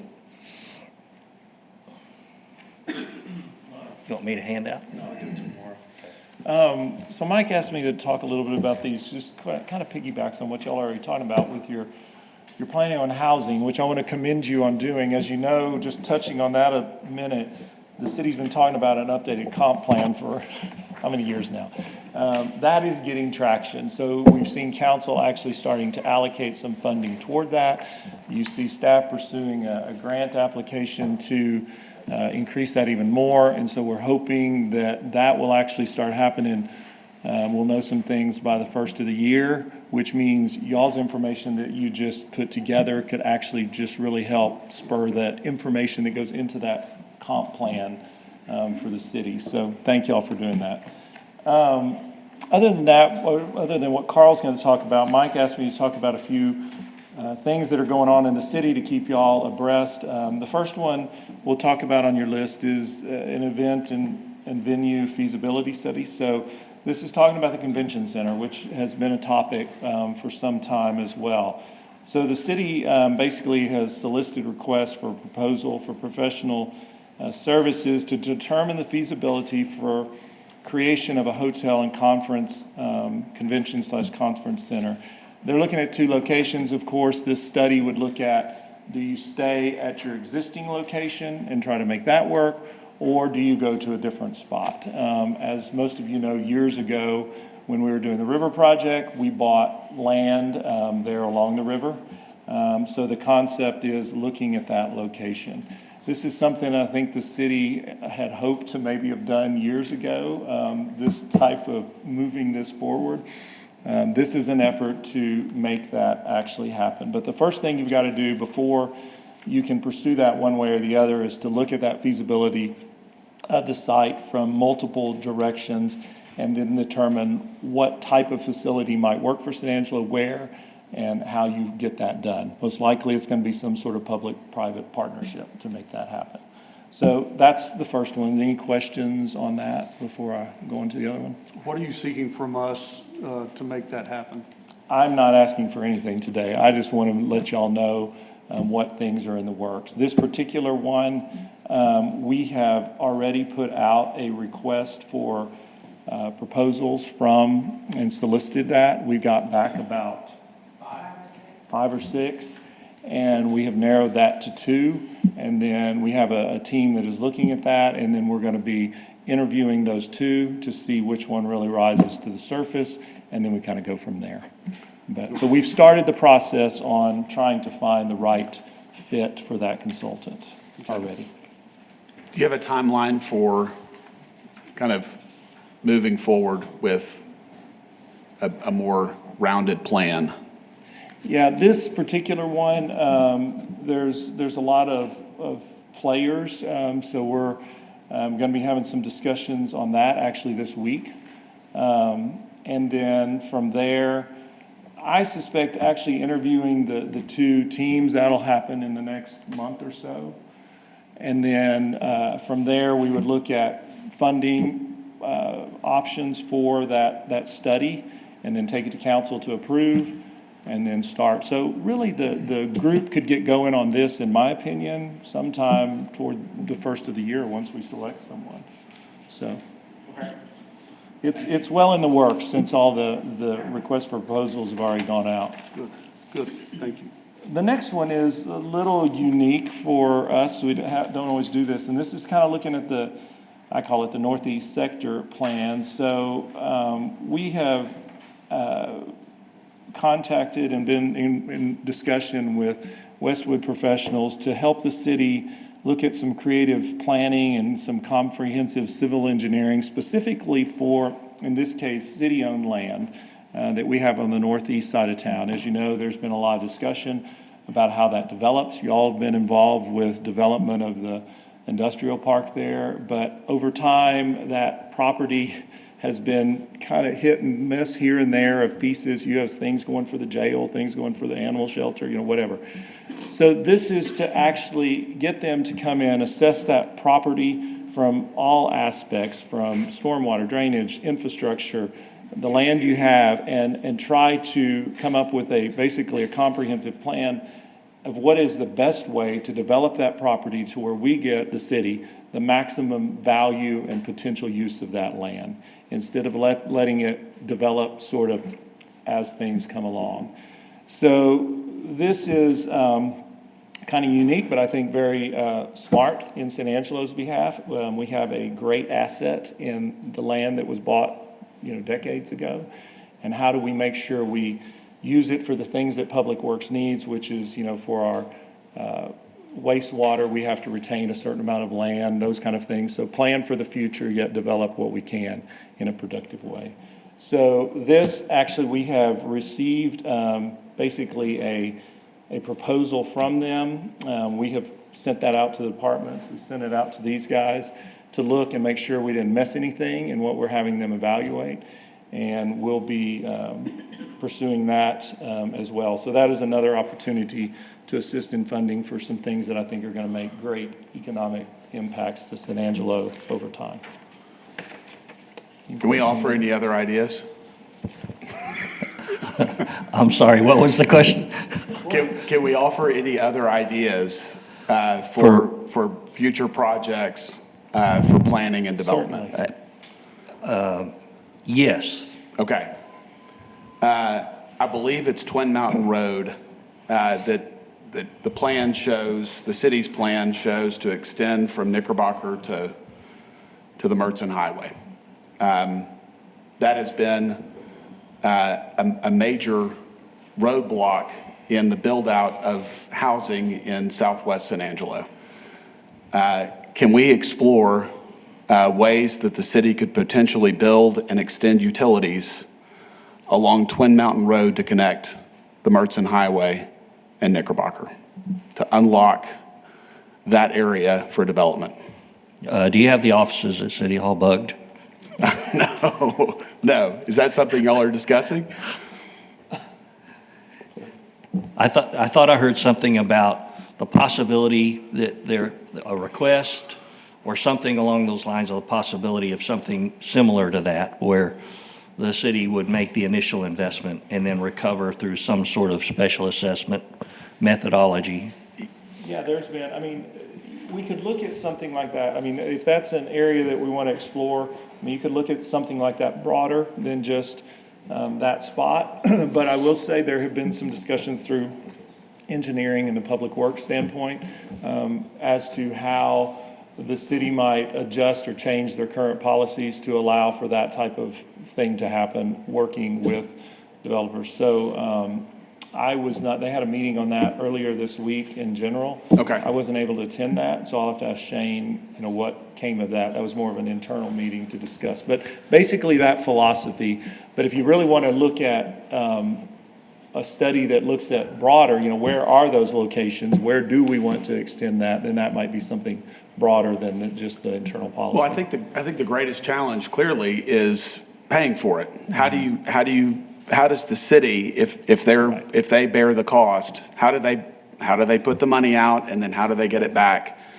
I know there have been talks about different ways to do this. There's municipal utility districts. I think they can be fraught with problems. I don't know what the best options are, but from what I've seen in my time on the Planning Commission and residing in this community, Southwest San Angelo has been our predominant growth direction, and I feel like we've hit a little bit of a stall because of the build out of that road, and we've got home builders that are buying these little tracts, these little 10-acre tracts, and kind of working around. They don't want to build Twin Mountain Road and extend those utilities. They want to build in that area, and I think there's resounding demand in that area.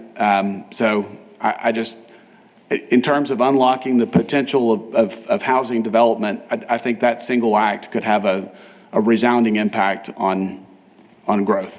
And I know Tommy's been pushing and talking about this one as well. Okay. On the council. But yeah, Great. So those are other options as well. Let's talk about how we follow up on that idea. Okay. Do we want to tag that as a topic for the housing stakeholder group? Do we want to handle it a different way? I want to set an expectation for follow-up. Well, and I appreciate that. That seems to me to be the best possible place to go. And I would ask if it would be appropriate to have Shane come up to the podium to answer some of these questions that we may not have an answer to yet.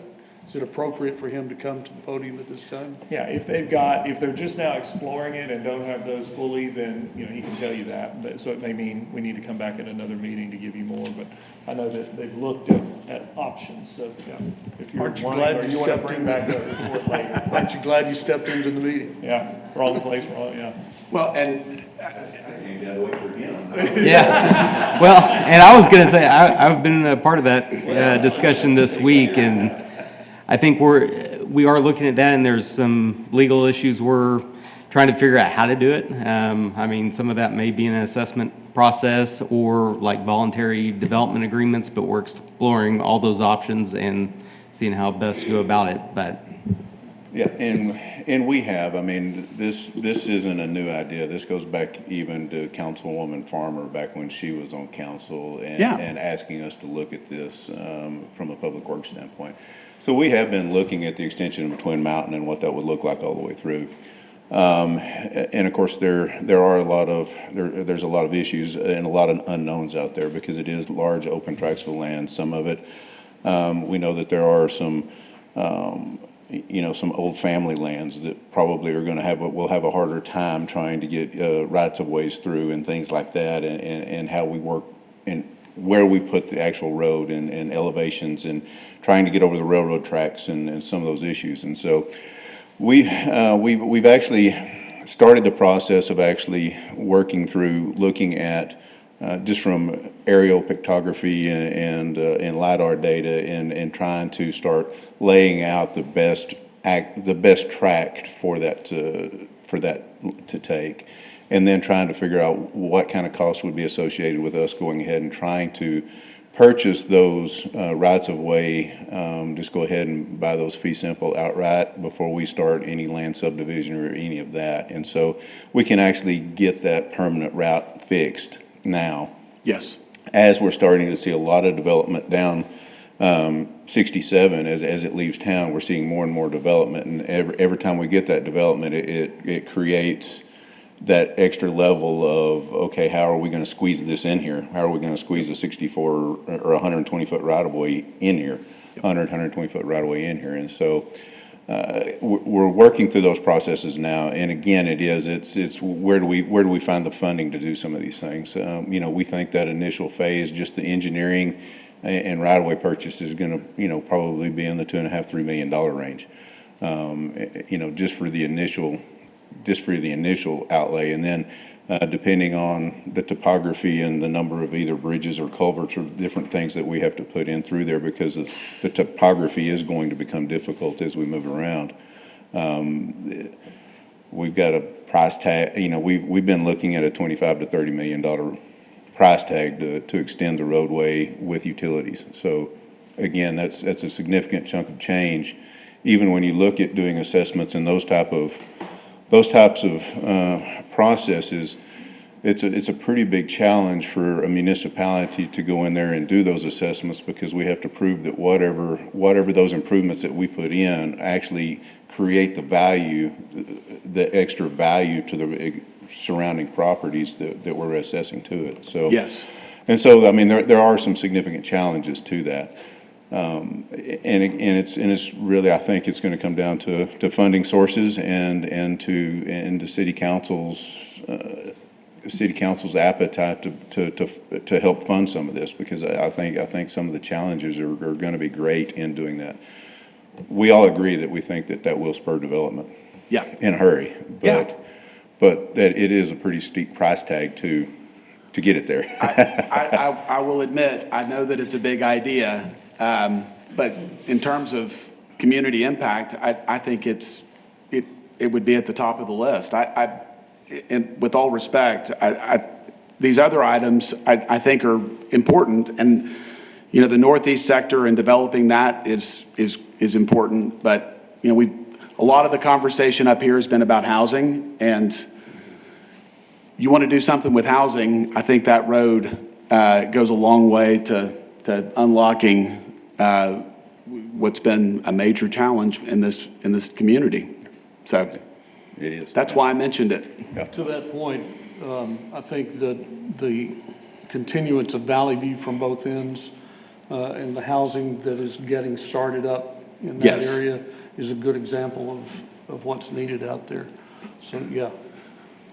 Okay. Thank you, guys. Thanks, Jay. All right, good- any no other good questions for these gentlemen? Well, I'd like to point out that the Northeast sector plan, I think, is a hot topic for us. No question. And I think we should be an owner in that plan. I think we should help drive the priorities. I think Rick's got a quote for a price, $270. Rick? And I think we should be right in the middle of that with both feet, make a big splash. And It'll be somewhere between 162.5 and 232.5, based on what I got so far, depending on what components of you pick. It gives you some options, but ideally you should do all of it, which includes the water, stormwater, all that kind of stuff. Would that include plating? No, I'll have to look at that, but I don't think so. Okay. I think it just includes basically a master layout plan. Okay, Rick, thank you. Rick, what was that top number? 160? Was 232.5. Thank you. Can we be sure that's on a future agenda? In Yes. case we need to take action at the next meeting? we can definitely do that. The more difficult than the financial side might be managing the additional stakeholders, which I think we need to bring to the table. I think the city obviously owns the land, but they're interested in economic development also. I think we want them to be part of the discussion, and the chamber, of course, is right in the middle of it. So we want to know what they think about making property attractive. What is the land area size of the Northeast sector? Well, How much land? we want to go from the south side of the existing industrial park all the way up north to the boundary of city limits on the way to Miles. Yeah. And- Of course, Shane stepped out. He would have the exact. How is this used now? Is it leased as city farm, is leased out as farmland and grazing land, I assume, aside from city farm? Some is and some is not.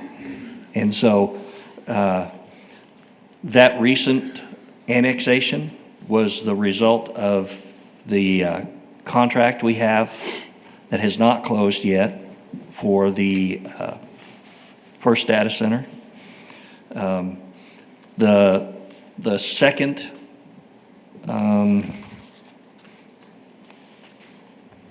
why don't I leave it at that? Is all of this 3,000 acres owned by the city? Yes.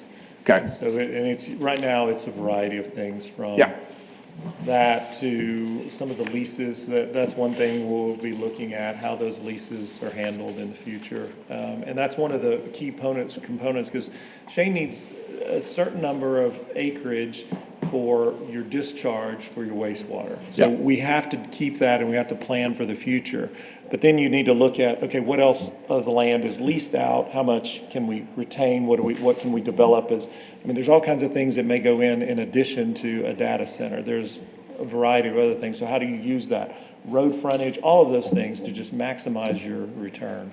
But yeah, that's the key. It's a great asset for the city. I mean, it could be a game changer for San Angelo just on this parcel. The other thing is that we're running out of available space at the industrial park.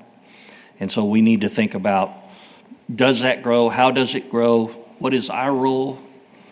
And this would be a key part of that. So we'll bring something back next time. It could be that we pay for it, we own it, it's all ours. It could be that it's just a funding arrangement with the city and we ask the city to contract for it. And in exchange, we'll fund it. And we want lots of seats at that table. Rick, thanks for bringing that. We appreciate it. Is there any other comment on topic E? Any public comment? No public comment. To close that out, though, I'd like to say this was kind of an experiment to kind of shine some light on things that are going on. We'd like your feedback about that. And the idea that you may have things that you're aware of and ready to disclose publicly, we'd like that opportunity too. Do you want to see this kind of thing on the agenda in the future? Yes. You know how I feel about transparency and knowing what we're going to face before we get there, so yes, absolutely. Well, like Rick's comment earlier, we're tying this back to your comment, some meetings ago, we used to grab these items and drive them. And so we're trying to honor that sentiment and Appreciate it. Thank you, Michael. All right. Anything that we want to put on a future agenda from that topic besides what we've already pulled? And thank you for that. So it's on, Okay. right? Yes. All right. F, consider a resolution authorizing board president to negotiate and execute a memorandum of understanding with the city of San Angelo in an amount not to exceed $75,000 for partial funding of the Santa Fe Downtown River Parks Master Plan Design Services per RFQ PK 0425, a project authorized under Section 505.152 of the Development Corporation Act, and recommending approval by City Council. Presentation by Carl White. Welcome, Carl. Mr. Chairman, I'd like to recuse myself from discussion on this item. I appreciate that, Matt. Thank you. Yes, I am asking for some funding, but this is for a very interesting, a very visionary and ambitious project overall. If you imagine Santa Fe Park and the adjacent river parks, Civic League Park, Sunken Garden Park, going on down the river, Bart DeWitt Park, those properties are kind of like San Angelo's Central Park. And we have different elements in each of those different parks. And we also have Santa Fe Park, which admittedly has not really been a nice property the last several years as a golf course. So we want to take a look overall at what could Santa Fe Park be in the future, going into the next century, as well as how that park connects to the other properties adjacent to it. And for years, we've been thinking about what could Santa Fe Park be if it's not a golf course. It's currently a 9-hole walking golf course. Admittedly, it's not been running quite well. Basically, it needs more money put into it if we're going to add a new irrigation system make it a green park. But could we do something different with Santa Fe Park? Mr. White, unless I'm mistaken, there were some requirements on receiving that land when it was donated to the city. And are what you're looking at, does that include the discussion around those requirements? Yes, definitely we have to consider what's the language in the deeds. And it's basically stated for recreation and playgrounds. So recreation, basically. So some years ago, 8 to 10 years ago, there was an idea also for an ambitious sculpture project for these parks, Santa Fe Park and other parks. That idea was tabled at that time, but it came back up last spring, and the idea was taken to city council conceptually, and what the proposal was is to include, and it's not in the presentation, but there is this handout here. This was presented to city council that talks about this ambitious sculpture project. And what it is a series of 100, 120 bronze sculptures, lifelike or a little bit larger than life size, that tells a story about San Angelo's early history, early settlement history, and going up to probably the 1920s. This narrative and sculpture would be placed along the river parks and into Santa Fe Park. Each little story, piece of the story, would have a cluster of sculptures, 5 or 6 sculptures. So it could be a group of Native Americans that are scouting around. It could be early settlers coming into San Angelo. It could be Buffalo soldiers from Fort Concho out patrolling, and ideas like that. This concept was taken to City Council back in last spring, and Council authorized a resolution for a group who's leading this effort to raise funds privately for those sculptures. At that time, Council also gave direction to city staff to move forward with soliciting requests for firms that could help us develop conceptual plans for what these river parks could be tied together and what Santa Fe Park could be going into the future. We went back to City Council later in July. One, because there was a new council. We had 3 new council members. And also to clarify, what are we asking for?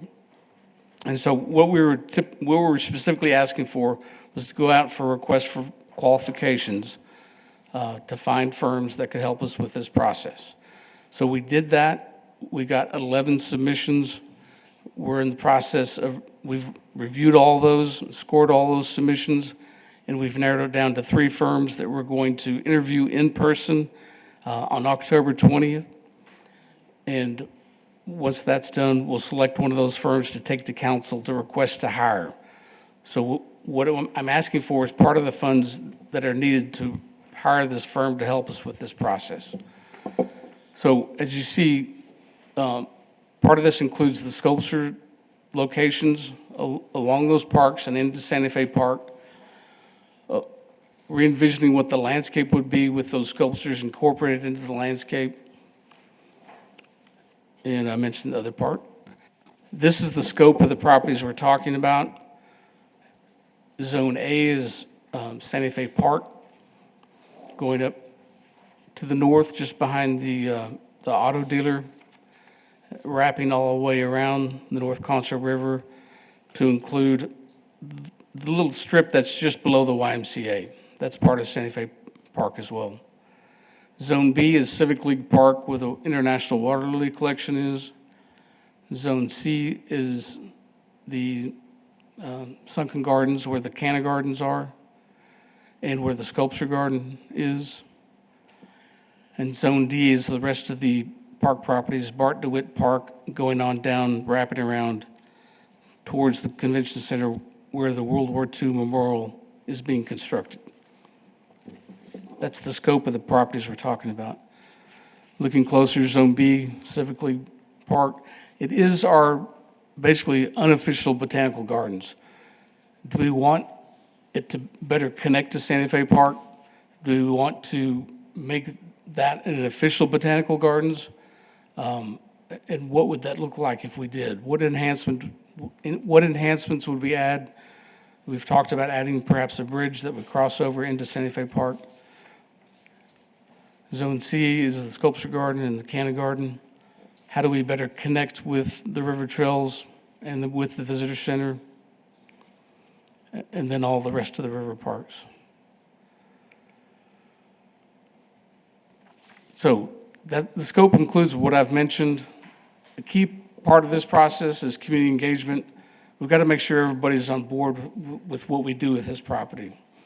Taking in mind what's in the language in the deeds, what restrictions that we have, how can we use Santa Fe Park in comporting with the restrictions of the deeds. And then working with all these folks you see here to make sure we're all on the same page. And then part of this, a separate piece of this, connected conceptually, schematically, would be the landscape plans. How do you incorporate those sculptures into the landscape? Tied into this later would be the actual construction documents for those landscape plans. But we're not asking funding for that. That would be part of what the private fundraising would be paying for. So that's the scope of the project. We hope to go to council in November, the first meeting in November, to award a bid to hire the firm and to make sure we lock in the funding to hire them. So clarify for me your request of us.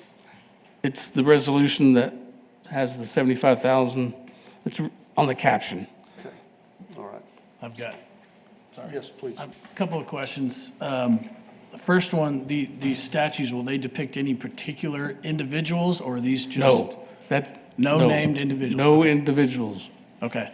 Second question I have is, and this is kind of where I have some heartburn on this, I'm gonna be honest.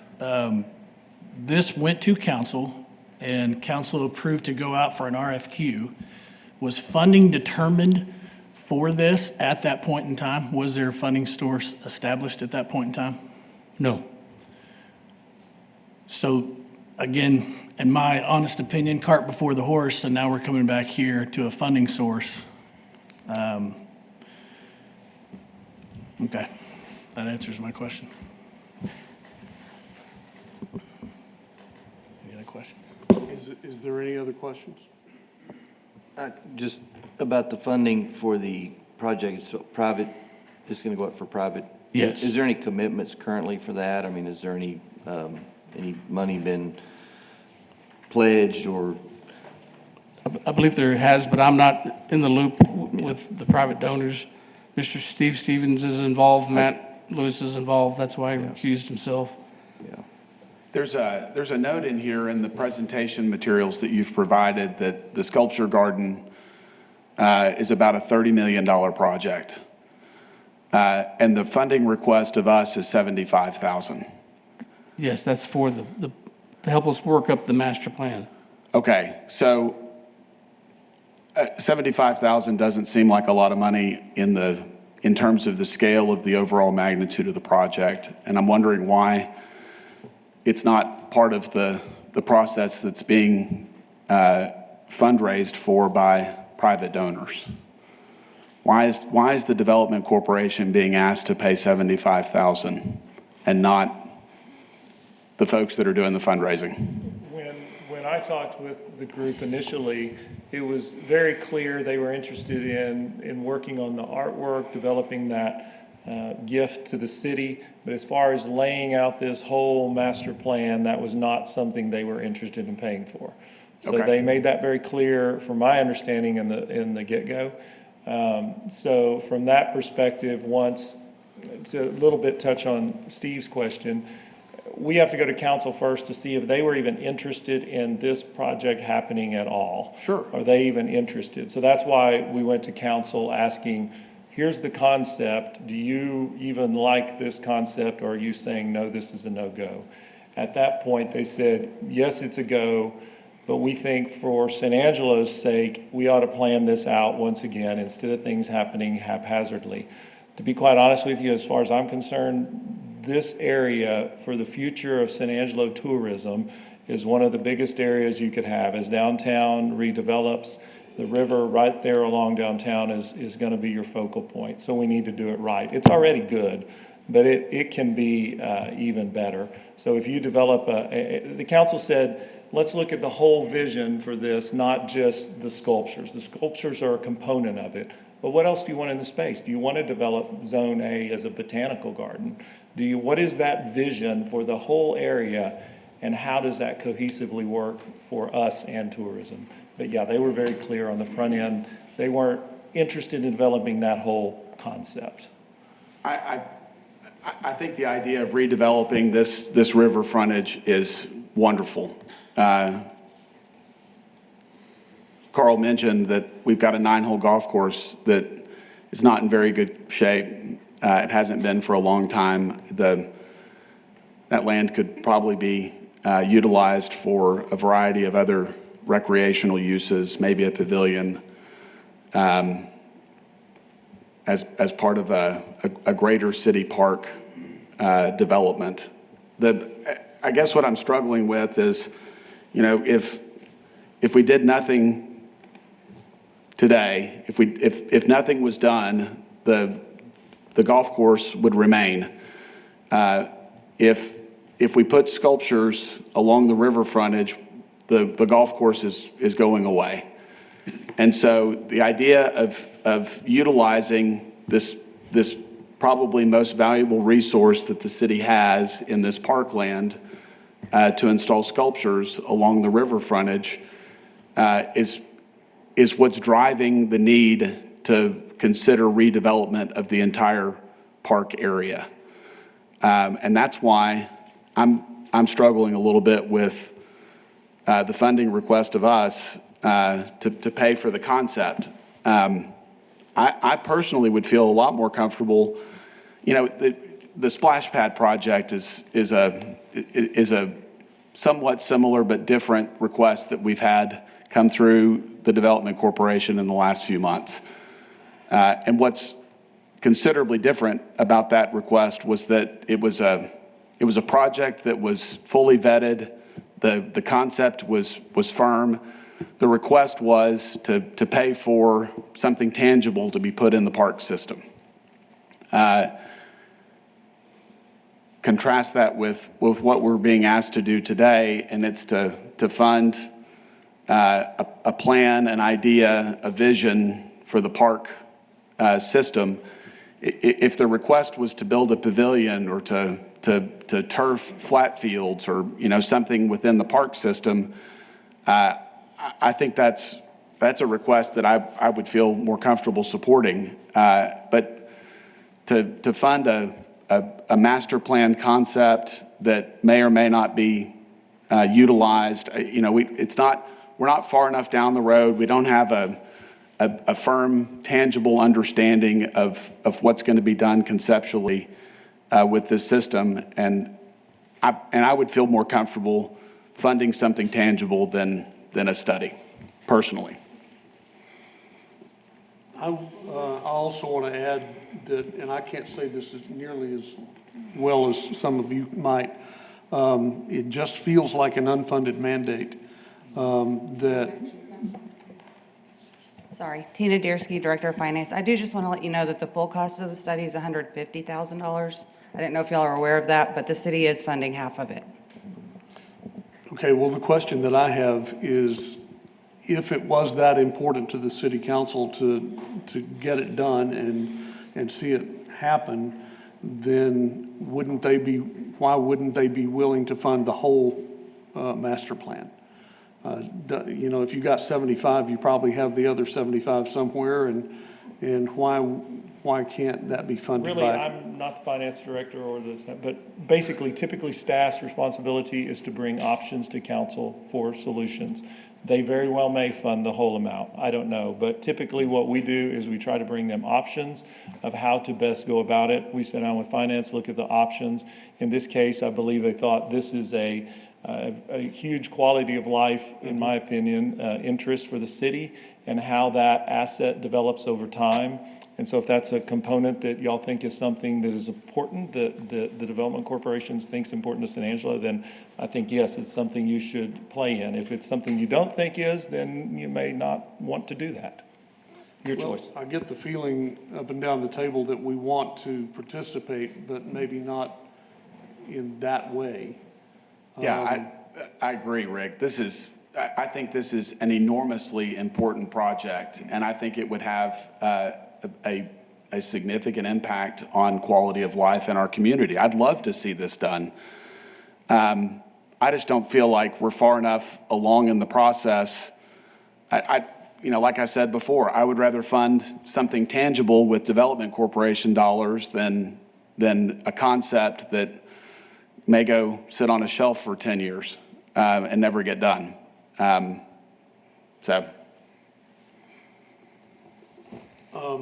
understand that Mr. Lewis is down for public comment. Is there anything that we need to hear from you as to how this is being funded? And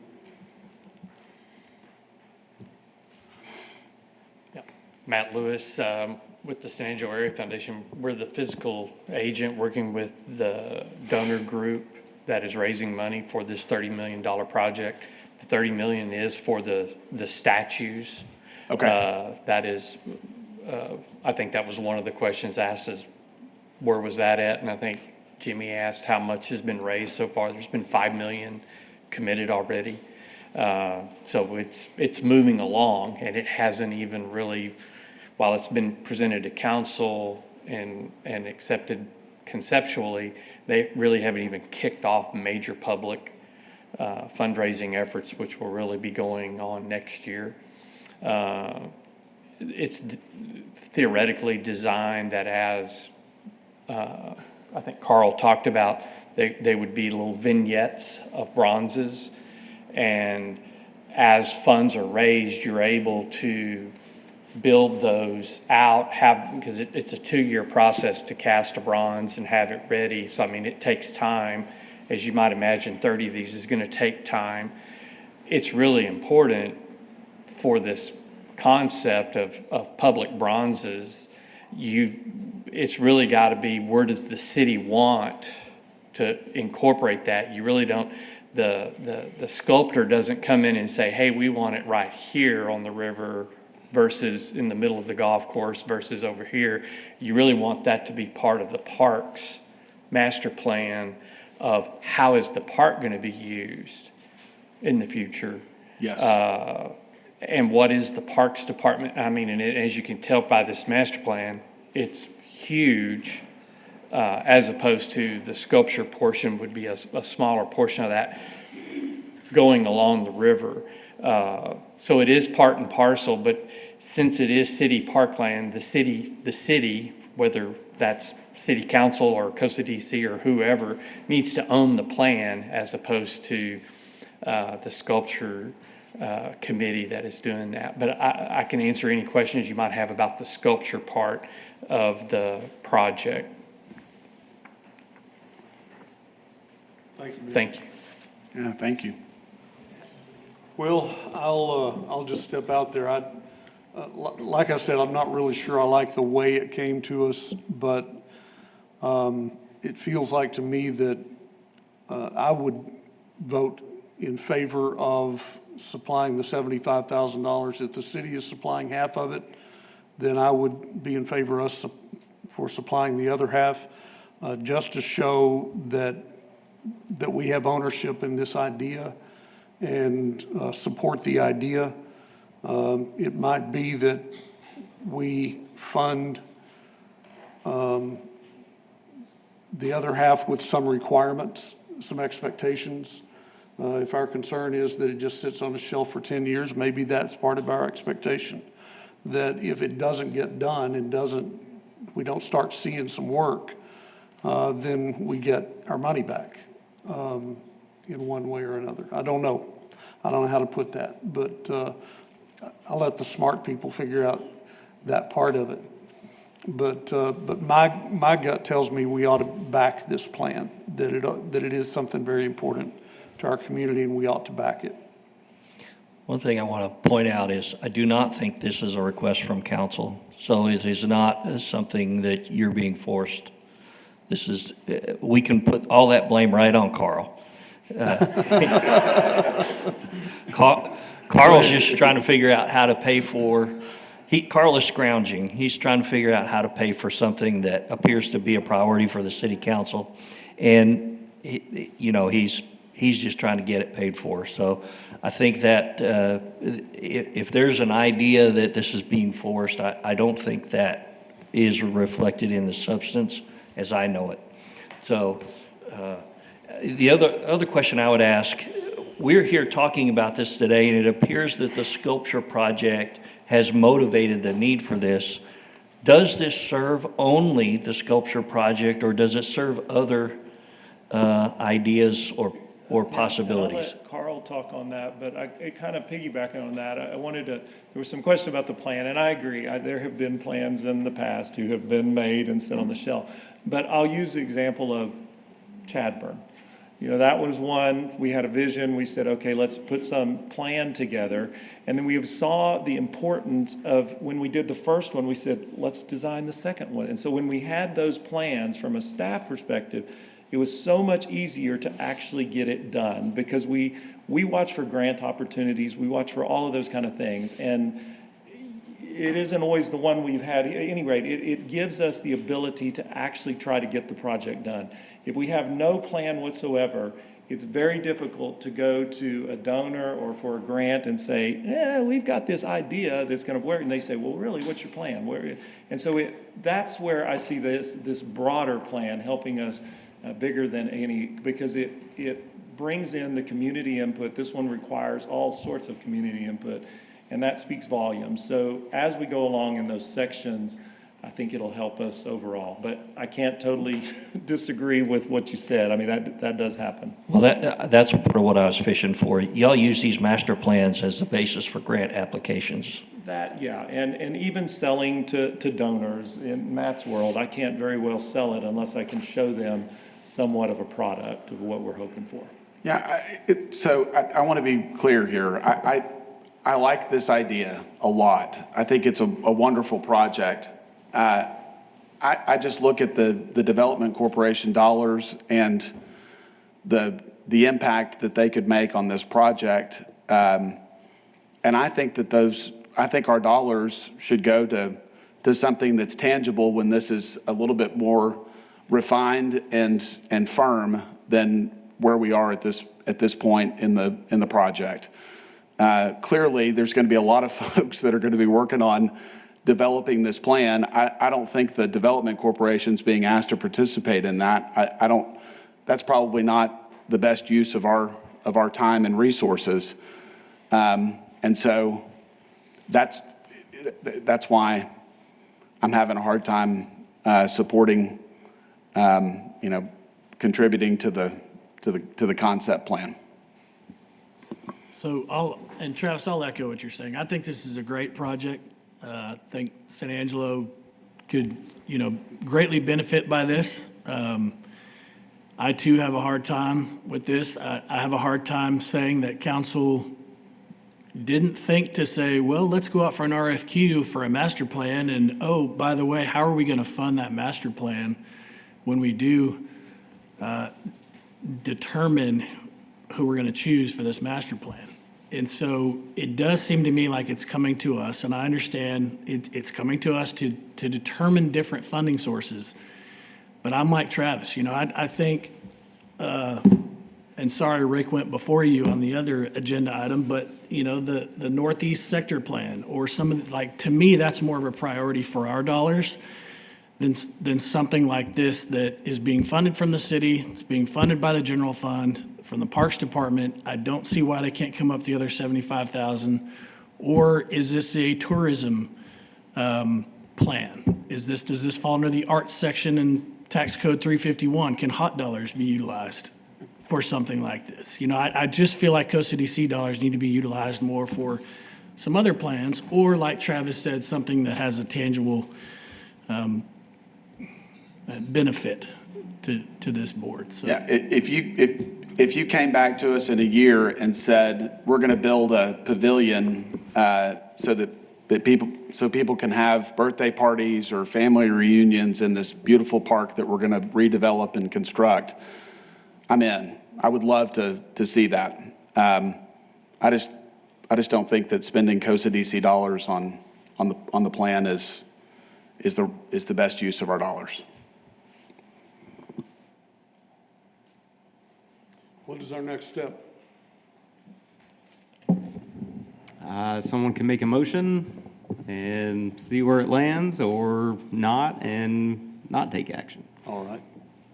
Let's, I'm sorry, we're also missing a board member. I'm not opposed to tabling this item to allow us to digest this a little more, maybe have another month of conversations or thoughts, or, like I said, to get kind of hit with this like we did, like you had mentioned. Maybe I'll change my tune, but I don't want to kill this immediately without knowing all of the information. Great concept, great project. I agree with you, Steve. I'd like a little bit more discussion. I see both sides. I think it would be great for San Angelo, and I'm like you, Steve. I don't want to kill this and put it dead in the water over 30 days of giving us just a little bit more time to digest it, and maybe on the sidelines, just ask a couple of questions and get a little clarity. I appreciate Matt's clarification that already $5 million is being committed. That's very substantial. And so this thing has legs, and I just think that we ought to give it a chance.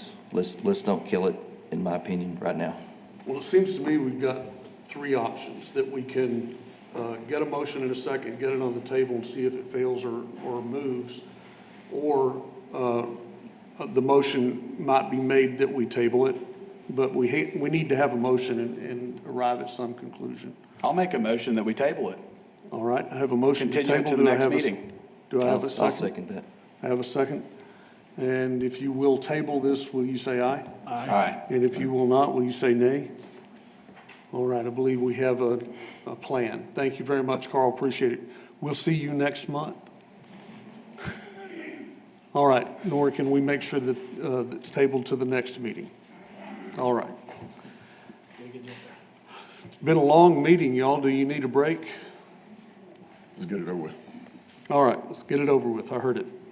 Next up, we will be considering a grant to Clark's Auto Parts and Wrecking Service in executive session, an amount not to exceed $50,000 for repairs, equipment replacement, and restocking inventory necessary due to the July 4th flood event under the project approved by the COSA-DC Board in our July 23rd meeting, a project eligible under 501 and 505 Texas Local Government Code and Type B Development Corporation for the retention of creation of primary jobs, and authorizing the board president to negotiate and execute all related documents. But I'd like for us to get some information before we go to executive session with this.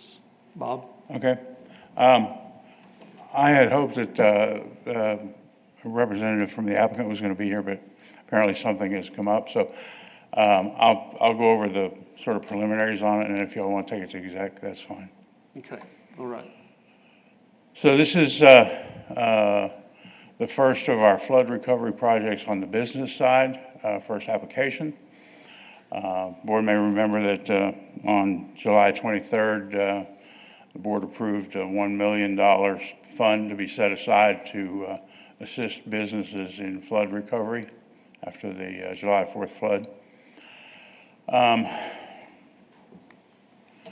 This is Clark's Auto Parts and Wrecking Service at 901 North Cecil.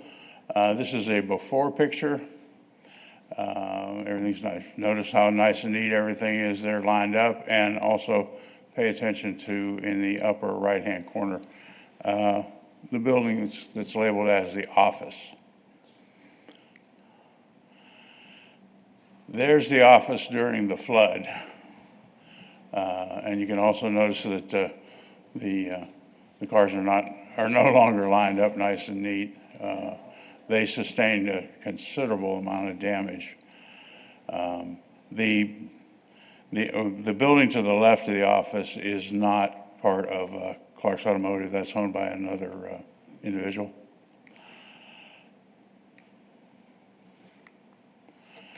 There's another view of it, and again, the office building is center left, and the highway in the distance is the loop. This is an interior picture of some of the damages they sustained. You can see the water, they said, was about 4 feet up in their office at the height of it. And then another interior picture. You see computers, phones, everything was pretty much jostled around, submerged, destroyed, whatever you want to call it. They also, the upper left picture there shows that at least a part of the building, this particular part is, I believe, the northwest corner of their building is sort of an L shape. You can see they've had some undercutting of the slab of that building. And then the right picture there is the debris that was on their fence, so you can see how deep the water actually got. And they also had experienced quite a bit of erosion from a portion of their property.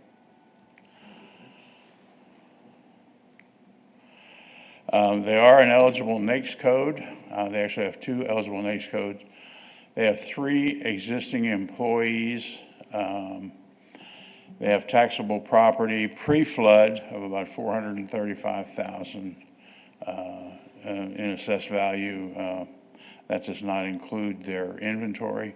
They have an inventory of obviously used parts from their wrecking yard, but they also do sell a certain number of new parts as well. And based on the proposal at $50,000, they have about a 5-year economic, they have a 5-year economic impact of about $1 million to the city overall, just the city. That's basically the preliminaries on the presentation. If we want to go to exec for the rest of the discussion, I'm good with that. All right. Thank you, Bob. Any questions for Bob before we move? All right. We'll receive that report then, and we'll move directly to closed session unless there is public comment. No public comment. All right. Gentlemen, we will move directly to closed session, and I will remind you it is 11:01. So let's try to move with some alacrity through the rest of this meeting. Nice word. Thank you. Hey, Rick, if you'll read the closed session caption. All right, thank you. Executive session under the provision of Government Code Title V, Open Government Ethics, Subtitle A, Open Government, Chapter 551, Open Meetings, Subchapter D, exceptions to requirements that meetings be open under the following sections. 551.087, Business Prospect Negotiations regarding Project Falcon, Phoenix, Hyperspace, Gateway Glass, Surge, Corn, and the project Clark's Auto Parts and Wrecking. So we are in executive session. Out of executive session, we have one item to deal with, and that's the Clark's Auto Parts and Welding. Can I have a motion? Motion to move forward as presented. Second. A motion and a second. Is there any other discussion? If you will agree, will you say aye? Aye. If you're opposed, will you say nay? And it is done. All right. You have your marching orders. And in the meantime, if there are any other things that you think we ought to talk about in negotiating that contract, please do give me a call, and we can discuss adding or taking away from that contract. Any announcement and consideration of future agenda items? Nora, can you repeat to us what we have added to the next agenda? All right. Yeah. You asked for additional information regarding the housing study that is in regards to, on page 100, I believe is what Matt said, if we can get that information completed. Also, discussing the task force and possibly polling the stakeholders. You also wanted that on the agenda. You requested also that the housing study be added to the website. And as we were speaking, I had already forwarded all of you the PDF on the housing study, so that's done. Let's see here. Chamber, Goodfellow, they will be speaking about that next month. And as you stated, Rick, they have a list, so I've got that. Also, discuss about Twin Mountain Road, that item to be added to the agenda. Also, the continuing discussion of the Northeast as well. And then we tabled the support in regards to the park study. But then also, I know Travis had already given me an item as well. Yes, I wanted to. Sorry, I wanted to review the job description for the director position that we're posting and discuss the responsibilities and staffing, how we're gonna deal with Mr. Dane leaving us. All right. Quick reminder, all COSA DC meetings are broadcast on Channel 17 Government Access at 8 a.m. every Wednesday. After each meeting, our next meeting scheduled for November 12 at 8:30 a.m. here in the East Mezzanine of City Hall at 72 West College Avenue. Do we have any more public comment? I do. You do. Just to let you all know, so for our next meeting, we will be making the announcement of the business plan competition winners. But while this agenda, we're going to be working on this, so I ask that by November 4th, before noon, if there's anything else that you want to add, please let me know, because I will have to post by the 5th, 5 p.m. before then. So, okay, just to let you know. Do we have any other questions or discussion from members of the board? I want to revisit that.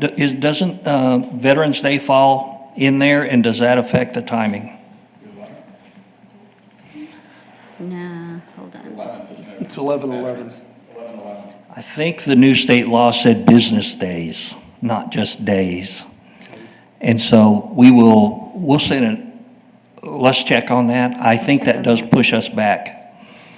Do you recall? Well, the notice is business days for the meetings, is that what you're asking? Yes. November 4th is a Tuesday, Right. so it's one of our meetings. Okay. So, yeah, so you're looking at. She's already got it worked in there then. So the 5th, yes. We're good. Okay. Can I? Motion to Can I? adjourn. Thank you.